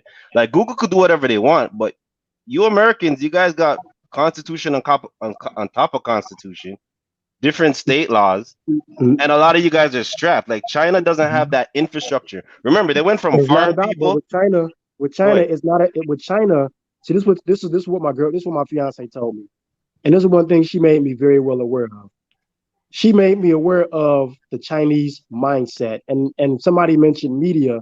This is kind of where we get the game fucked up, because we have to remember we're non-Chinese, we're American and a mix of whatever else. You have to. She made me aware of the Chinese mindset. The Chinese mindset doesn't operate the way that we operate and think about things here in the West and other parts of the world. The Chinese mindset operates purely on a control-based dogma. That's so, if I wanted to leverage this in, I would say, well, is China just smart as Google, or are they being predatory when they go to other nations in the continent of Africa, offer them all these wonderful things, and then when they default, they ended up walking away with entire countries. Yeah, and we just seen that in Africa, man. Africa, a lot of people in Africa realized that and started calling that shit out, but it was too late because they already signed. Exactly. So with China, it's not about having government infrastructure. No, they just, you seen what they just did. That's why my ass can't fly to Hong Kong to go get my woman, because they changed the rules in Hong Kong so that now, yeah, if you fuck up in Hong Kong, you get sent back to mainland China. And so that's why they're protesting, because they're like, what the fuck? Hell no. We're separate from mainland China. But they're like, no, now the law is that you fuck up, your ass belongs to China, even though your ass is not attached to China. We make the rules. And so China basically says, you're going to do this our way, or there is no other way. You can go to another alternative if you want to, but you're gonna be eaten alive. And by the way, we feed the sharks the food that they're actually going to eat you. So you might as well just come on this way and just do it, or else. That's how China plays the game. And that's why they don't have information that gets into there to tell people, wait a minute, they're fucking you over. China's not stupid. They know that. They know if their people get a taste of free, unfiltered information, they'll have a civil war. But they have an army big enough to wipe themselves out. They're not dumb. But it doesn't work that way with China, my brother. I can tell you. So even if we don't have Google, right, or any of these big companies, even if you if you do an order on Walmart, let's say, or send an email to a friend, do you know how many servers that email goes through and is captured? So someone's going to capture the information. I just think Google came up with a better way to consolidate that information, because Google has consolidated the whole internet, right? All it is one great, nice what? But you use it all the time. Fantastic. Do you remember? Fantastic. Do you remember the days of http://www. In Google, you just type in what you're looking for and you find it. So hold on. Let me just say this one thing. Fantastic. Bro, you do realize that's still occurring. You just don't see it. I want to hear what you're saying, but let me just say this one thing. I think that the convenience these platforms offer for the average person are going to be more incentive than the freedoms they're giving up. You understand? That social media app, whether it's TikTok or Instagram, is going to be so hot because all the celebrities and whoever is on it, that the kids are going to want to give up the information because the convenience is just there. The convenience is worth more to the average person than their freedom. That's coming in with the assumption. Hold a second. That's coming in with the assumption that the people who own or who is collecting the information is going to do nothing with it. Okay. And that's where I think you're wrong in saying that. You think that, oh, it's just convenient, whatever. No, if they're using, okay, I'm sure you've heard this analogy, but basically, if the service is free, then you are the service. Yeah. Have you ever heard that? Okay, that's what I'm saying. Yes, but the point I'm trying to make is people are still gonna willingly give up the mailing address. Remember, you used to go. I don't know if you guys go to the store. They say, hey, give us your information for a chance to win it in a draw for $10,000 and stuff. That was the old way of capturing people. Yeah, I agree. Now it's hey, download this app, install it. At least then, Tonto, yeah, you were being offered the chance of getting something back, even though it wasn't guaranteed. With Google, it's not shit. Excuse me.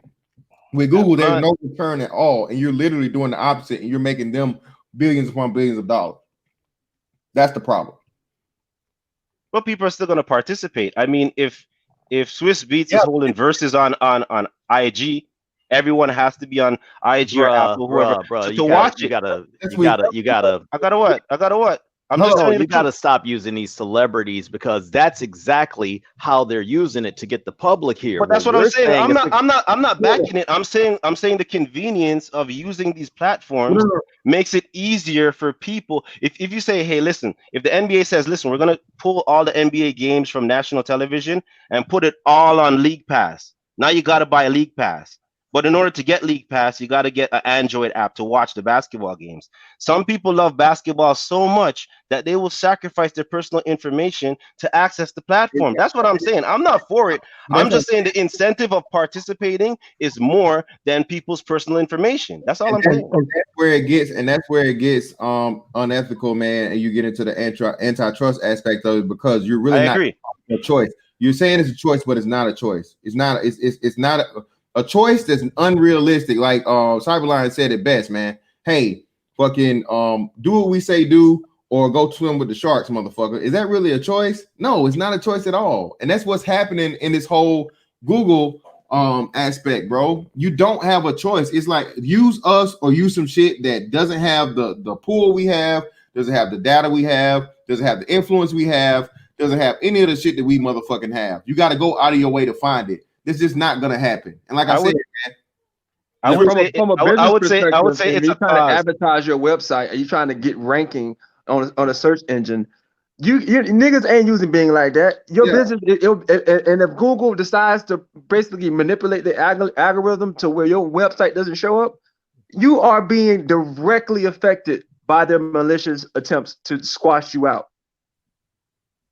And like you said, once they get into the aspect of choosing sides or political ideologies as right or wrong, like Bro Truth said, that becomes even a bigger problem because they're choosing the winners and the losers. You can't. Oh yeah, and there's a class action lawsuit on that too. There's a shit ton of YouTubers that have gotten together because they've gotten their term of service. They've gotten their TOS. Accounts, they've gotten their accounts ripped away from them. They didn't violate anything on the terms of service at all. Well, brother Truth, you actually just said it. Google has already done that, and I think we should ask ourselves the question now. Back to the business aspect of it. Because of who do we have to worry about companies not tracking you? Google's responsible for that. That's Google is the Cyberdyne Systems in the Terminator when it comes to that. That they are, because he's right. Because think about this. Before Google, even at bare minimum, when we had search engines and stuff like that, tracking wasn't even thought of. So when Google came along, as they began to get stronger and better with their technology, in some of those closed doors, they began to say, okay, when you go search through some of these apps and go here, we're gonna plant some cookies to send you here, which is also part of our system, and we're not gonna really tell you, but we're gonna track you, and then we're gonna feed this data over here, and then we're gonna pass it over there. So when the other browsers started to become a known thing, so other search engines, they had to make it a fact. And some of them actually picked up from Google to say, well, yeah, we're going to start tracking you too, up to the point now where it's like, all right, you know what? Again, the layman person who doesn't know how to go into their phone or go into their computer or tablet and turn this stuff off. Because some of the stuff, if you turn it off, you can't use. I'll put it this way: you can't use some of the services. Like if you turn off the locations. I mean, yeah, I know exactly what you're saying. I was going to clarify. You can't get a freaking Uber or a Lyft ride if you disable location on a phone. Now, again, for the multi-millions of us who decide we're not going to use an Apple phone, for Android people, guess what? Your Uber, your Lyft, your mapping functions, none of it is going to work. And you're right, Ramil. You can use the other guys, but guess what? If you don't use the hardcore functionality that Google has from the inception, decide, you know what? If we create this, build this, and bake this into the system, you can't breathe. Wow. Let me read the third right here. Google, okay. Google is interested in bringing a search back to China. Came for the front early this month when reports surfaced that the company was working on a search app that restricts content banned by Beijing. The project is known internally as Dragonfly. It was developed largely in secret, prompting outrage amongst employees. So this is a search engine that Google is developing along with the Chinese government to restrict and ban content that Beijing does not like. Now, you mean to tell me that they're not going to use that information that they gained from China and bring that shit over here? Let me add what you just said, Bro Truth. I don't think that people understand with these monopolies, particularly these search engines. Now, personally, I think DuckDuckGo is actually a better search engine. Unfortunately, Google, things like Google Scholar, That's excellent. Here's the thing. Let's say you're searching for something on, let's just hypothetically say your competitor. You want to do some competitive research. Yes, this competitor can pay a company or whatever who may be connected with Google to suppress their I don't want to say financial reports or whatever. Many people, your average person doesn't go past the second page of results. Okay. So the information that you think that's coming back to you is really what Google wants you to see. And we've already seen this with we've already seen this with elections where when you type a search and then it gives you a suggestive search at the bottom or whatever. Let's just say if you type, I don't know, Hillary Clinton, then it'll come Hillary Clinton scandal, Hillary Clinton Benghazi or whatever. Well, for what it was proven, I think Project Veritas did this. They showed, I can't remember who they were searching for, where they didn't create this suggestive search algorithm. So they're already doing this. Right. They are already doing this. And I mean, I believe that they've beta tested all these features. And then the fact that they're a part of what you just read, bro, Truth, of something that they developed for China. Oh, again, that was probably just even their own employees. Even their own employees didn't know it was they developed. Right. When their own employees, you don't think that they can deploy that? You don't think that they can deploy that for us? But hey, they're the top company. They the ones who got the best thing or whatever. Can I ask the panel and I can I ask the chat a question? And if Sundar Pichai is listening, bro, I want 20% if you adapt this idea and kick back a royalty to Fantastic. Hear what I have to say. If Google created a 2-tier system where they had a free service where they sell your data to whoever, or the user paid $100 a month to use Google with none of your data being used, would you be up for that? $100 a month? Fuck no. Well, you have to make up. You have to make up for the loss of the corporation. I don't know what they're gonna charge. It could be $100 No, because again, bro, they haven't paid me back for all the free shit they got from me. So fuck no. I'm for the fucking. If you do the 2-tier system thing, okay, I can partially be with that. But the how about a tier where they don't like track, trace, and database information? I said that. How about that? The free how about tier, we decrypt all this shit and get rid of it? How about we not store it off in fucking Utah? No, hold that thought. They've proven that when they have location, you turn off some of the location services, for example, that in the background it's still on. Yep. And guess what? You could turn your phone off. You could turn your phone off, and you still will be tracked. Like your phone literally, even if you turn your airplane mode and all that shit, bro, on that shit still keeps a record on your phone. And once you turn that shit back on, these features have helped find missing people. These features have helped find missing people. These features have helped solve a lot of cases. Yeah, you guys are looking at one side of the pendulum here. This is why you have to look at all. You have to look at all sides of the pendulum. This is why the world is going to buy into it. Okay, let me say one more thing, because the other day you guys were up here talking the Bible and Bible prophecy. All right, if you go to Revelation chapter 16 and you read the part about let's not do the Bible shit, man. No, I'm gonna do it because you guys did last week. Anytime we get to religion, the shit goes off veering off, man. Let's just not. Let's not.